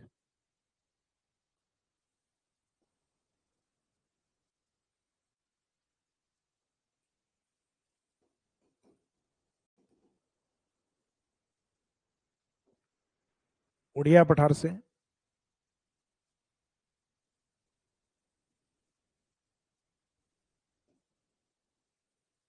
तो उड़िया प्लेट्यू का मीनिंग यहाँ यानी जो पठार है उसको लोकेशन के अकॉर्डिंग हम बताएंगे दक्षिणी अरावली में, सिरोही में स्थित। तो देखो जब तक अलवर के पठार नहीं लिखेंगे तब तक ये लाइन कॉमन आएगी, चाहे आबू हो, चाहे उड़िया हो, चाहे बोराट हो, चाहे भोमट हो, चाहे लसाड़ी हो, सब में दक्षिणी अरावली रहेगा, क्योंकि अरावली के दक्षिणी भाग में है, यानी ये अजमेर, ब्यावर और टोंक के नीचे की तरफ है। तो यह दक्षिणी अरावली में स्थित, दक्षिणी अरावली में सिरोही में स्थित।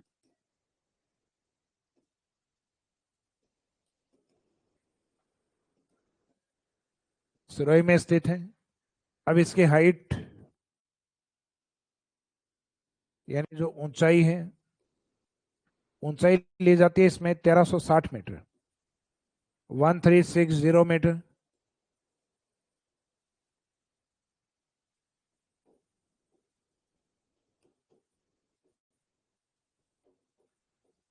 यह है राजस्थान का सबसे ऊंचा पठार।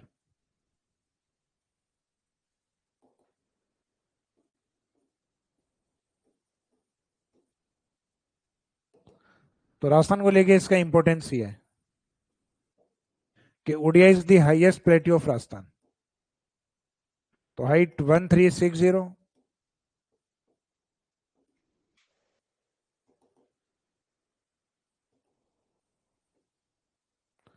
And highest plateau of Rajasthan.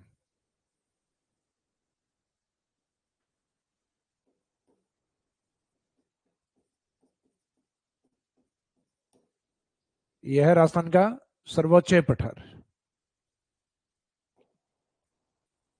इसके बाद में हम बात करते हैं उड़िया के निकट एक प्लेट्यू और आता है जिसको हम कहते हैं आबू। आबू हालांकि सिरोही का दूसरा ऊंचा पठार माना गया है, यानी सिरोही में सेकंड हाईएस्ट प्लेट्यू है, लेकिन राजस्थान के प्लेट्यूज में उसकी जो हाइट है वो नंबर 3rd पे काउंट होती है। जैसे सिरोही से 160 मीटर नीचे आबू यानी 1200 मीटर, और उस 1200 से 25 मीटर ऊपर आता है बोराट। तो इसका मीनिंग बोराट 1225 होने के कारण second highest plateau of Rajasthan, कि बोराट है वो राजस्थान का दूसरा ऊंचा पठार।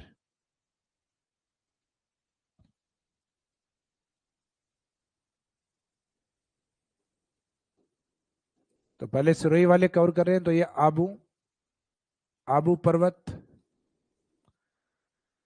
इंग्लिश में जनरली इसको आबू ब्लॉक के रूप में लिखा गया है।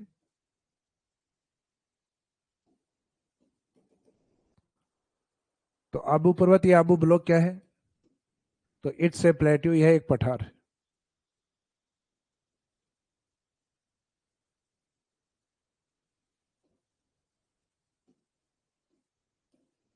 इट्स ए प्लेट्यू, यह एक पठार है।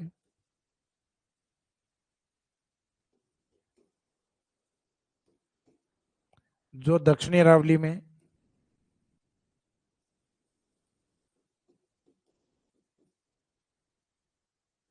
जो दक्षिणी अरावली में सिरोही में स्थित है।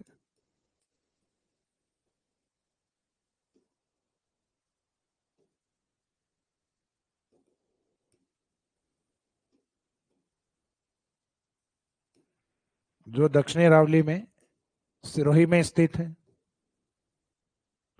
इसकी हाइट या ऊंचाई की जब हम बात कर रहे हैं कि इसकी हाइट या ऊंचाई कितनी है, तो ये उड़िया से लगभग 160 मीटर नीचे है, यानी 1200 मीटर।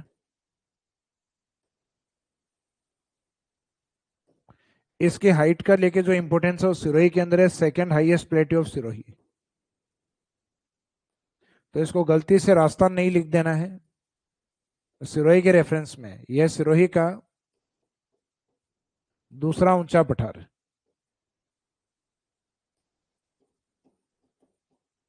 तो इसका मीनिंग आबू ब्लॉक या Abu plateau is the second highest plateau of Sirohi.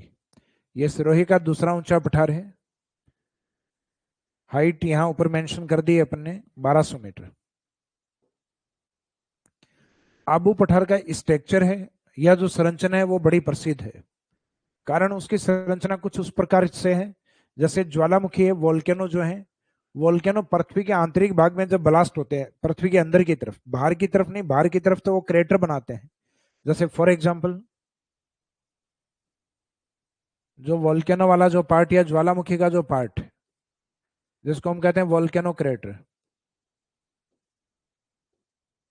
तो वोल्केनो क्रेटर है ज्वालामुखी का जहां से आंतरिक भाग का जो मैग्मा है वो लावे के रूप में उद्गारित होता है। तो उस पॉइंट को या वोल्केनो माउथ को क्या बोला गया है? क्रेटर। कई बार क्या होता है, ये जो क्रेटर वाला पार्ट है इसमें कुछ चट्टानें होती हैं जो इसको ब्लॉक कर देती हैं। पृथ्वी के आंतरिक भाग से जब बड़ी चट्टानें निकलती हैं तो ये ब्लॉक हो जाता है। तो ब्लॉक होने के कारण ये ज्वालामुखी के जो निकास नली यानी जो वेंट जिसको कहते हैं, ये वेंट कई बार पृथ्वी के अंदर फट जाती है। और पृथ्वी के अंदर फटने के बाद इसमें संरचनाएं बनती है, जैसे जहां मुलायम चट्टानी बिल्कुल पतले रूप में है तो वहां ये मैग्मा धस जाता है। जहां चट्टान बनाता है सीट, थोड़ी मोटी परत में जब ये मैग्मा धसता है तो वहां एक मोटी संरचना बनाता है जिसको हम कहते हैं सिल। जब ये एक स्तंभ या पिलर के रूप में स्ट्रक्चर बनाता है तो हम इसको नाम देते हैं डाइक। यानी इन शब्दों की तरफ इतना ध्यान नहीं देना है आपको, बाकी ज्योग्राफी वाले स्टूडेंट के अलग सब्जेक्ट में पार्ट में आते हैं तो ये वहां कवर होते हैं। और जब कई बार पृथ्वी के आंतरिक भाग में डीप में जब ये डोम शेप में एक गुम्बद की आकृति में जमा हो जाता है तो ये जो नीचे की तरफ गुम्बदाकार आकृति, गुम्बदाकार आकृति में जमा होता है, तो इस गुम्बदाकार आकृति को जो पृथ्वी के आंतरिक भाग में बनती है इसको नाम देते हैं बेथोलिथ।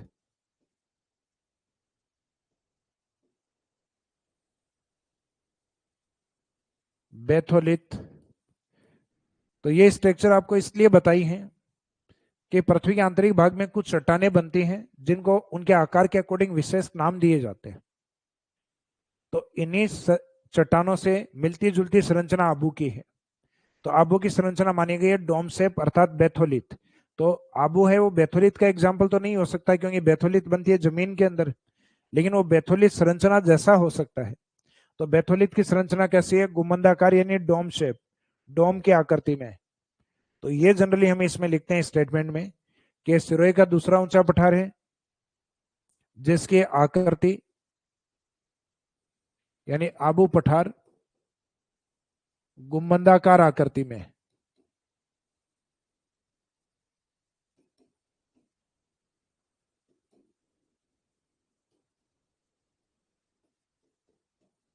गुम्बदाकार आकृति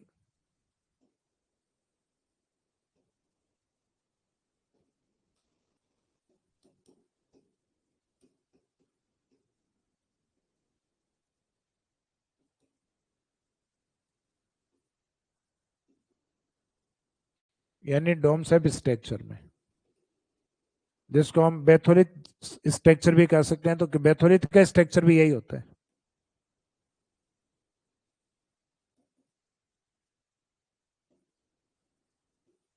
बेथोलिथ संरचना,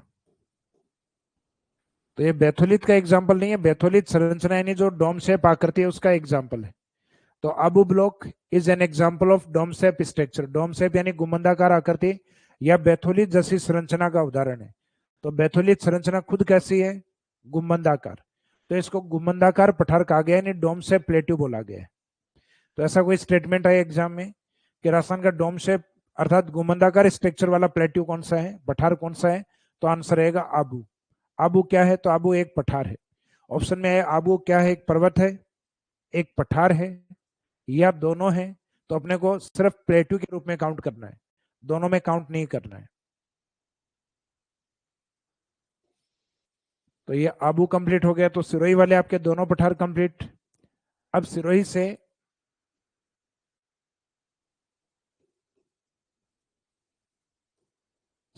जैसे हम ईस्ट की ओर चलते हैं तो ये राजसमंद और उदयपुर के बीच वाला जो पठार यानी नेक्स्ट पठार हम कवर करेंगे नंबर 3 पे, भोराट पठार।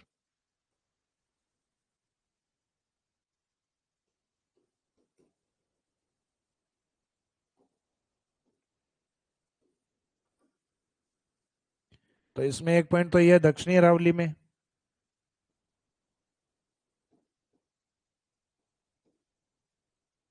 दक्षिणी अरावली में जो कुंभलगढ़ हिल्स,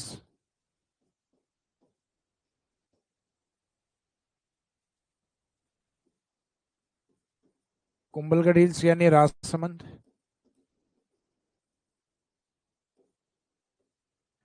फिर एक इसमें उदयपुर की तरफ से पहाड़ी लेते हैं गोगुंदा हिल्स।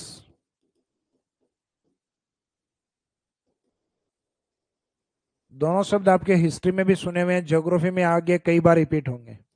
तो कुंभलगढ़ हिल्स राजसमंद और गोगुंदा हिल्स उदयपुर, इन दोनों पहाड़ियों के बीच में ये पठारी भाग फैला हुआ है।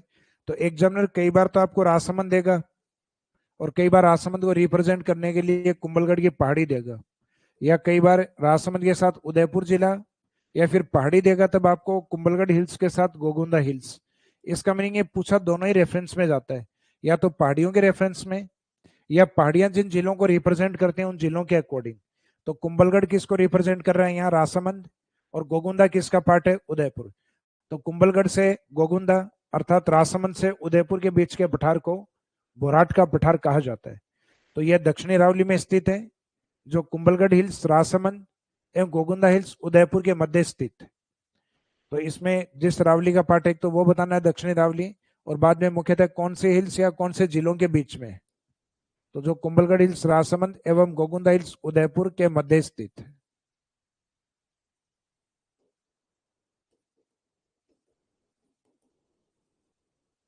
के मध्य स्थित।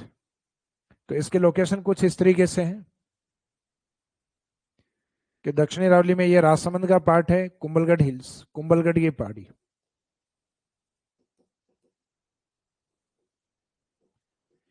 फिर सदन की तरफ चलेंगे तो उदयपुर की तरफ है गोगुंदा हिल्स।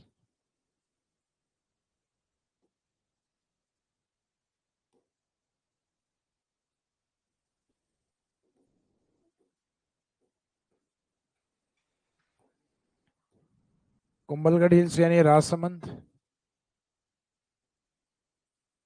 गोगुंदा हिल्स यानी उदयपुर,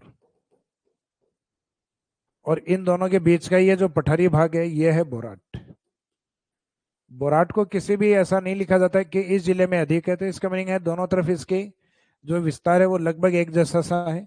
इसका कोई स्पेसिफिक डिस्ट्रिक्ट इसमें मेंशन नहीं किया जाता, और अपने को भी नहीं करना है।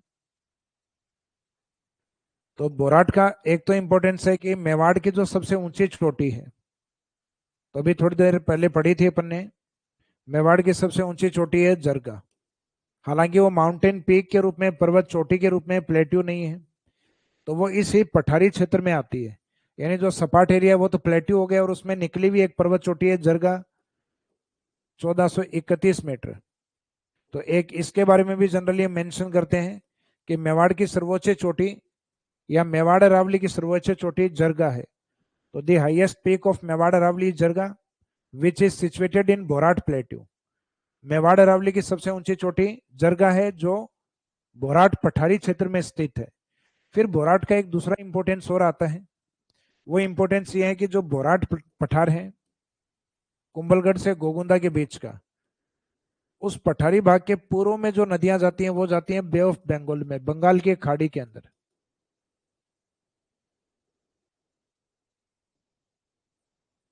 जैसे राजसमंद की ओर से जाती हैं आपकी खमनौर की पहाड़ियों से बनास, या फिर बात करें कि गोगुंदा की पहाड़ियों से बनास में आने वाली बेड़च नदी या आयड नदी। जबकि इस पठार के पश्चिम की जो नदियां हैं वो आती हैं अरेबियन सी के पास, अरब सागर के पास। तो इसका मीनिंग ये हुआ कि बोराट का पठार है वो राजस्थान में जल विभाजक का काम भी करता है, जैसे अरावली भी जल विभाजक रेखा है। अरावली को भी water divide line of Rajasthan कहा गया है, क्योंकि वो राजस्थान के दो ड्रेनेज सिस्टम को, एक पश्चिम में अरब सागर को और एक पूर्व में बंगाल की खाड़ी को अलग करती है। तो उसी माउंटेन के अंदर जल विभाजक का काम कौन सा, प्लेट्यू करता है। यानी अरावली पर्वतमाला में जल विभाजक का काम कौन सा, पठार करता है। तो अरावली खुद जल विभाजक है, और उसके अंदर भी एक जल विभाजक है जो कि बोराट का पठार है। तो ये एक दो पॉइंट और हैं जो इसमें याद रखने हैं आपको। तो एक तो लोकेशन वाला जो है याद है आपको कि कुंभलगढ़ हिल्स राजसमंद और गोगुंदा हिल्स उदयपुर के मध्य स्थित है। फिर इसी में मेवाड़ की सर्वोच्च चोटी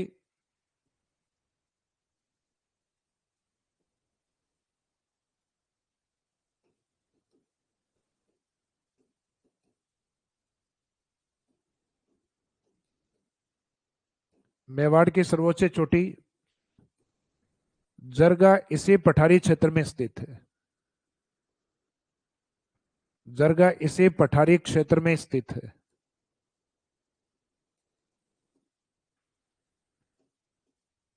जरगा इसी पठारी क्षेत्र में स्थित है। तो ये थोड़ा सा इसमें अपने को ध्यान रखना है। मेवाड़ की सर्वोच्च चोटी जरगा किस पठार में आती है? तो ये बोराट पठार में। दूसरा पॉइंट, बोराट पठार एक जलीय भाजक रेखा भी है।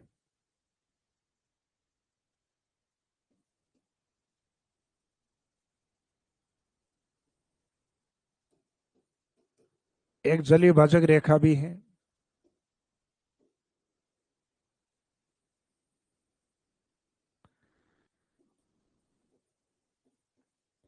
जो अरब सागर और बंगाल की खाड़ी की नदियों को अलग करता है।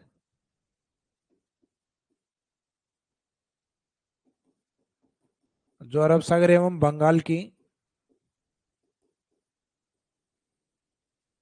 की खाड़ी की नदियों को अलग करता है।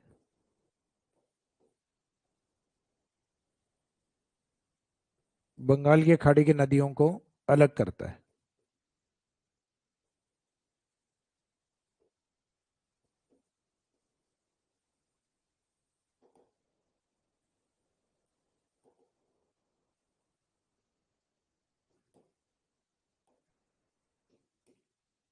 तो ये इसमें एक दो पॉइंट और एक्स्ट्रा आप ध्यान रखिएगा। एक तो जरगा वाला और एक वाटर डिवाइड लाइन या जल विभाजक रेखा का, जो ए और बी यानी अरेबियन सी और बे ऑफ बंगाल रिवर्स को ये सेपरेट करता है।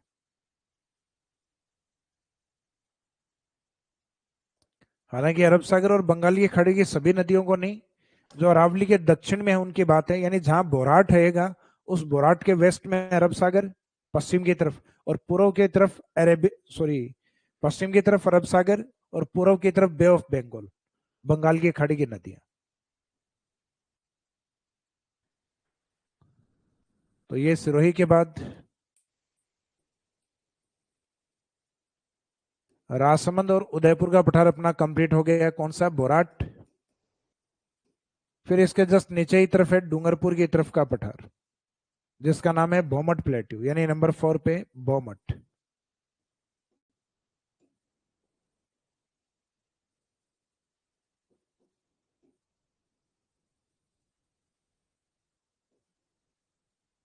बोमट प्लेट्यू या बोमट का पठार।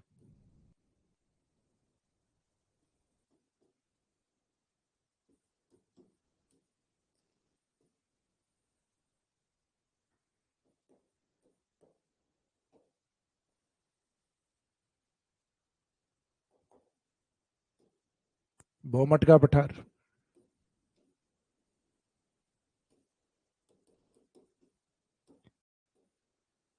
यह है मुख्यतः डूंगरपुर, या पहले उदयपुर भी लिख सकते हैं कि यह उदयपुर एवं मुख्यतः डूंगरपुर में स्थित है।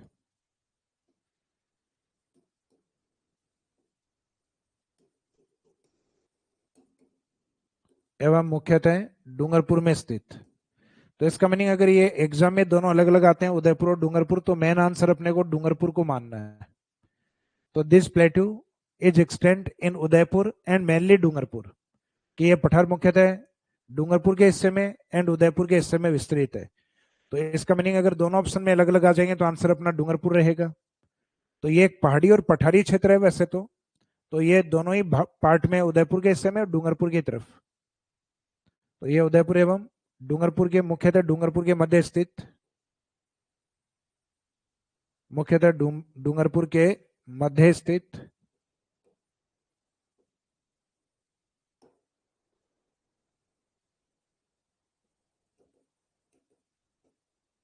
मध्य स्थित एक पहाड़ी एवं पठारी क्षेत्र, एक पहाड़ी एवं पठारी क्षेत्र।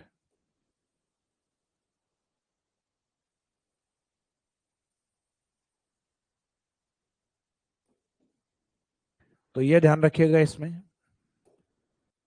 कि हिल्स और प्लेट्यू दोनों पार्ट में आता है। और डूंगरपुर का एरिया, उदयपुर का एरिया जो है मुख्यतः कौन सी ट्राइब्स के लिए प्रसिद्ध है? तो अरावली के दक्षिण में मुख्यतः अपने भील जनजाति पाई जाती है, तो भील जनजाति एरिया के लिए प्रसिद्ध है। तो इस क्षेत्र में मुख्यतः भील ट्राइब अधिक पाई जाती है, तो ये भील जनजाति के लिए भी प्रसिद्ध है।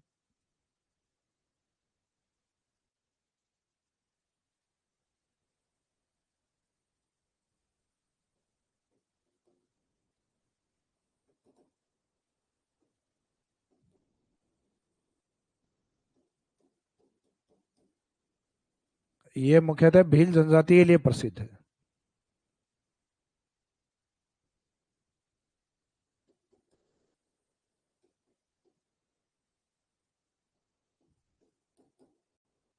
तो ये भील ट्राइब वाला पॉइंट याद रखिएगा। तो उदयपुर राजसमंद के बीच का जो पठारी भाग है या ज्योग्राफिकल एरिया वो है बोराट। अभी जो बात करें अपन उदयपुर और डूंगरपुर के बीच, तो ये वाला जो भाग आएगा उदयपुर डूंगरपुर के बीच वाला, ये भाग आएगा अपना भोमट। फिर डूंगरपुर और बांसवाड़ा के बीच नीचे वाला जो भाग है, जो मुख्यतः पहाड़ियों से कवर जो एरिया माना गया है,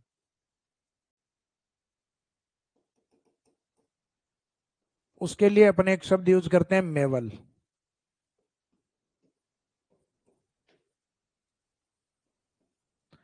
और अलवर की तरफ जो मेव जाति वाला शब्द है वो यूज करते हैं अपन मेवात। तो मेवात अपना अलवर भरतपुर में है, और मेवल अपना मुख्यतः बांसवाड़ा डूंगरपुर का पहाड़ी क्षेत्र है। यानी ये geographical region which is covered by hills in Banswara and Dungarpur is known as Mewal. Banswara Dungarpur के बीच पहाड़ियों से जो घिरा हुआ एरिया है या जो चट्टानों से घिरा हुआ एरिया है वो मुख्यतः मेवल के रूप में है। तो मेवल से लेकर अगर ऊपर की ओर अगर ये सीक्वेंस में पूछे जाए, अब सीक्वेंस ये राजसमंद की ओर से है तब बोराट बोमट और मेवल, सदन से है तो मेवल बोमट एंड बोराट। तो ये आपको ध्यान रखना है कि राजसमंद उदयपुर का बीच का एरिया यानी कुंभलगढ़ और गोगुंदा तो बोराट, फिर डूंगरपुर और मुख्यतः उदयपुर और मुख्यतः डूंगरपुर यह आएगा भोमट, फिर डूंगरपुर और बांसवाड़ा के बीच का एरिया आएगा मेवल का एरिया। तो मेवल है ये आपके पठार में काउंट नहीं है, मेवल सिर्फ पहाड़ियों का एक ज्योग्राफिकल एरिया है, इस कारण ये पठार में मैंने अलग से लिखवाया नहीं है। लेकिन ध्यान रखना बांसवाड़ा और डूंगरपुर यानी कर्क रेखा वाले जो जिले हैं उनके ज्योग्राफिकल एरिया को पहाड़ियों के कारण क्या बोला गया, मेवल एरिया। तो मेवल अपने आप में एक अलग ज्योग्राफिकल एरिया है।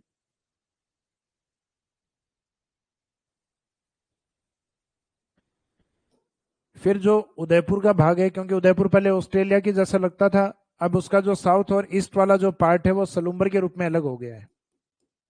और ये जो भाग अलग हुआ है, यहाँ पर अरावली की पहाड़ियां थी और इन पहाड़ियों के पास में एक झील बनती थी जयसमंद या ढेबर झील।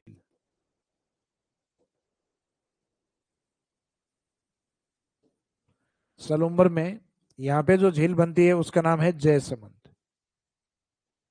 और ये ढेबर के नाल में इस कारण इसको ढेबर लेक भी बोलते हैं, ढेबर झील। और इसी ढेबर झील के पूर्व में एक उबड़ खाबड़ पठारी भाग है, अर्थात समतल नहीं होके ऊपर का भाग कटा फटा है। क्योंकि जहां कोई ड्रेनेज सिस्टम हो या नदियां हो, कोई झील हो, तो वहां पठारी भाग या चट्टाने जो है उनका इरोजन या अपर्दन होता है, और अपर्दन से चट्टाने कटी फटी होती हैं, इस कारण इसको कहते हैं उत्खात पठार। उत्खात यानी उबड़ खाबड़ पठार, यानी समतल नहीं होके ये बेडलैंड प्लेट्यू के रूप में आता है। तो राजस्थान में बेडलैंड प्लेट्यू या उत्खात पठार का एग्जाम्पल कौन है, लसाड़िया पठार।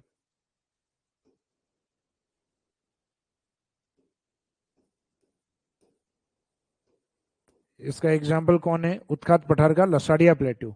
कहाँ स्थित है, तो आंसर रहेगा मेन सलूम्बर में, और आंशिक भाग इसका जो चित्तौड़ से अलग हुआ जिला प्रतापगढ़, प्रतापगढ़ में भी आंशिक भाग माना जाता है।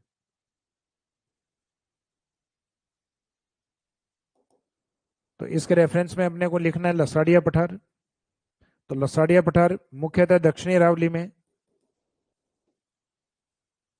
मुख्यतः दक्षिणी अरावली में। तो अभी तक जितने भी पठार की डिटेल्स लिखे उसमें अपने यही लिखा है, दक्षिणी अरावली में, सलूम्बर एवं प्रतापगढ़ में स्थित। तो मेन पार्ट इसका सलूम्बर में है, मेन आंसर ये रहेगा। अगर दोनों ऑप्शन में एक साथ हैं तो दोनों को लेना है, यस सलूम्बर एवं प्रतापगढ़ में स्थित। फिर दूसरा इसमें आता है, यह एक उत्खात पठार यानी उबड़ खाबड़ पठार है।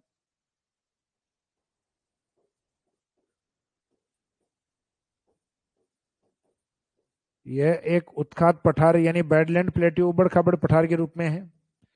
एग्जाम में ज्यादातर जो क्वेश्चन आता है वो इस लेक के रेफरेंस में आता है। जयसमंद झील के पूर्व में स्थित उबड़ खाबड़ पठार को क्या कहा जाता है? लसाड़िया।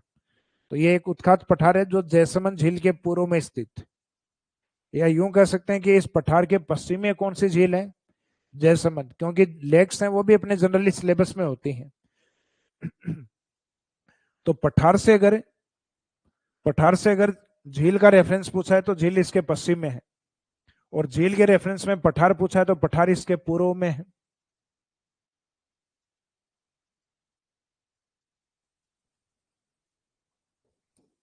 तो ये एक उत्खात पठार है जो जयसमंद झील के पूर्व में स्थित है।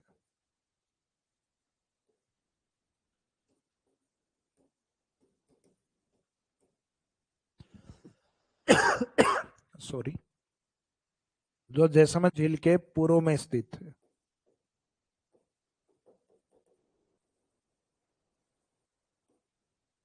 जयसमंद झील के पूर्व में स्थित।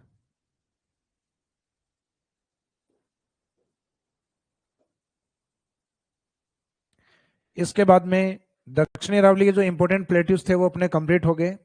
अब नॉर्थ अरावली में जो प्लेट्यूज बचे हैं वो हैं अलवर के। तो अलवर वालों को दोनों को हेडिंग में एक साथ ही लिखते हैं अपन। क्रांस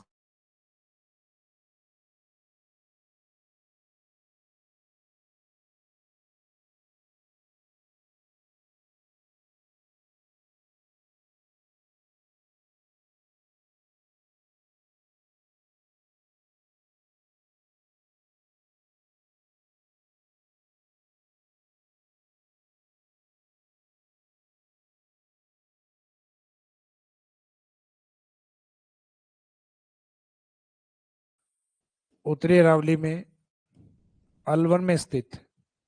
अलवर के ब्रैकेट में अपन इस ज्योग्राफिकल एरिया का नाम क्या लिख सकते हैं? सरिस्का। अलवर सरिस्का में स्थित।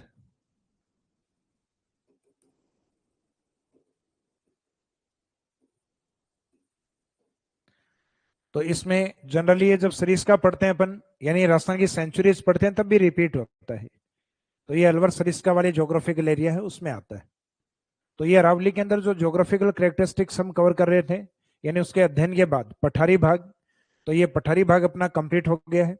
अब इसमें कुछ ज्योग्राफिकल कैरेक्टरिस्टिक्स यानी इसके दरे बचे हैं, इसमें चट्टाने और इसके इंपोर्टेंस बचे हैं। तो ये वाले जो पार्ट हैं ये हम नेक्स्ट क्लास में कवर करेंगे। प्लेट्यूज तक आज कंप्लीट करेंगे इसमें, तो कंप्लीट हो गया है प्लेट्यू। तो अब इससे रिलेवेंट जो कोई प्रॉब्लम है टॉपिक से रिलेवेंट, तो आप वो पूछ सकते हैं। तो नेक्स्ट 4 या 5 मिनट आपकी समस्याओं को लेकर।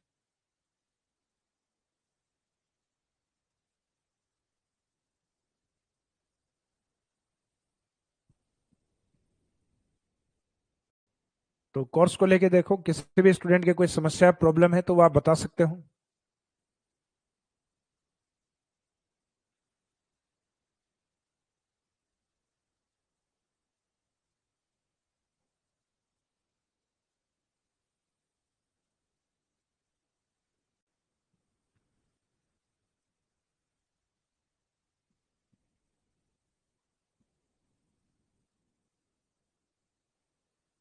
एक बार कमेंट वाला शायद मेरे को, मैं आप देख नहीं रहा, एक बार मैं थोड़ा इसको स्क्रॉल कर देता हूँ।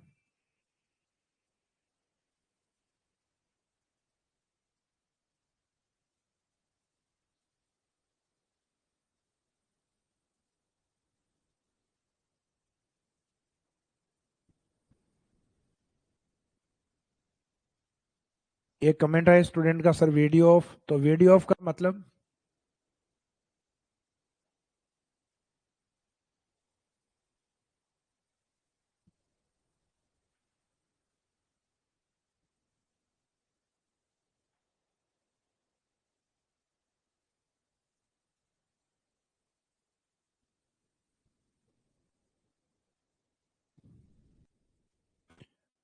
एक स्टूडेंट का कमेंट आबू ब्लॉक को लेके है कि आबू ब्लॉक जो बैथोलिक है वो अपनी जो इंटेसिव रॉक्स हैं, अर्थात जो आंतरिक चट्टानें वो हैं जो इरोजन के बाद में और पृथ्वी के ऊपर दृष्टिगत हो गई हो।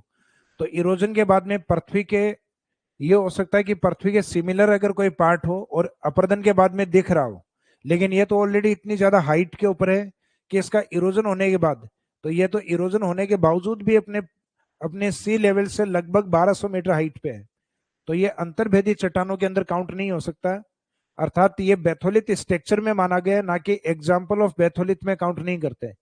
तो उसकी जो संरचना है वो डोम शेप यानी बैथोलिथ स्ट्रक्चर से सिमिलरिटी बताई गई है, ना कि उस संरचना का एग्जाम्पल नहीं माना गया है।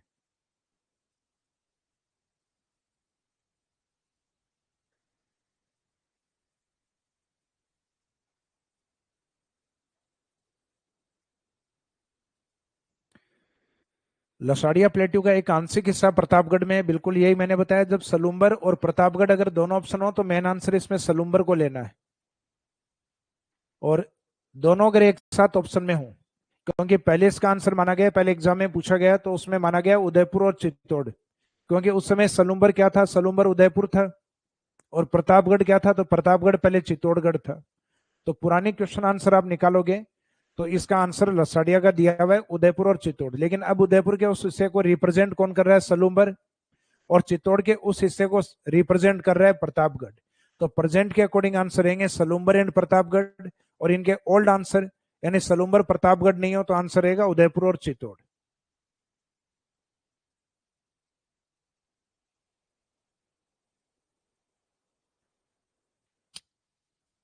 तो कोई और क्वेश्चन?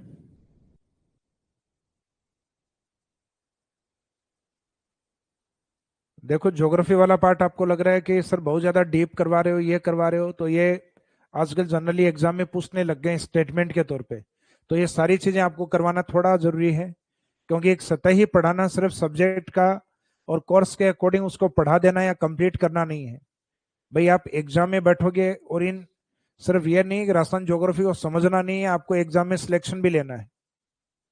तो सतही समझना होता है तो अपन बिल्कुल ऊपर से लेके चलते, लेकिन अब ये जनरली अपन ज्यादा डीप और फैक्ट इन सब को लेके चल रहे हैं।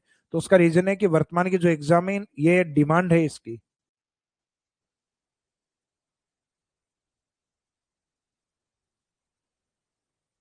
और पढ़ना, देखो मैं हमेशा कहता हूँ पढ़ना दुनिया सबसे मुश्किल काम है, पढ़ना आसान नहीं है। जनरली कई स्टूडेंट है वो कहते हैं सर बहुत ज्यादा डीप करवा रहे हो, तो डीप जरूरी है।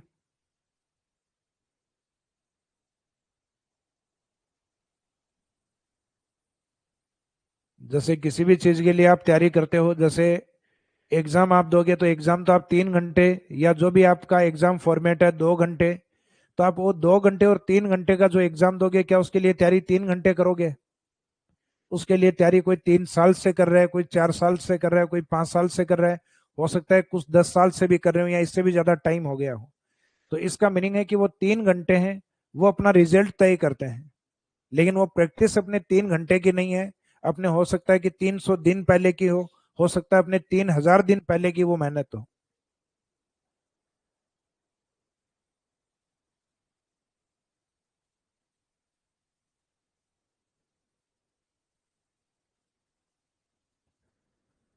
तो अभी क्वेश्चन किसी स्टूडेंट के नहीं आ रहे, तो आज के अपन इस सेशन या क्लास को यहीं कंप्लीट करते हैं। तो कल अरावली के जो अदर जो करेक्टरिस्टिक्स हैं वहां से स्टार्ट करेंगे, दरो या पासेज ऑफ अरावली से। Thank you.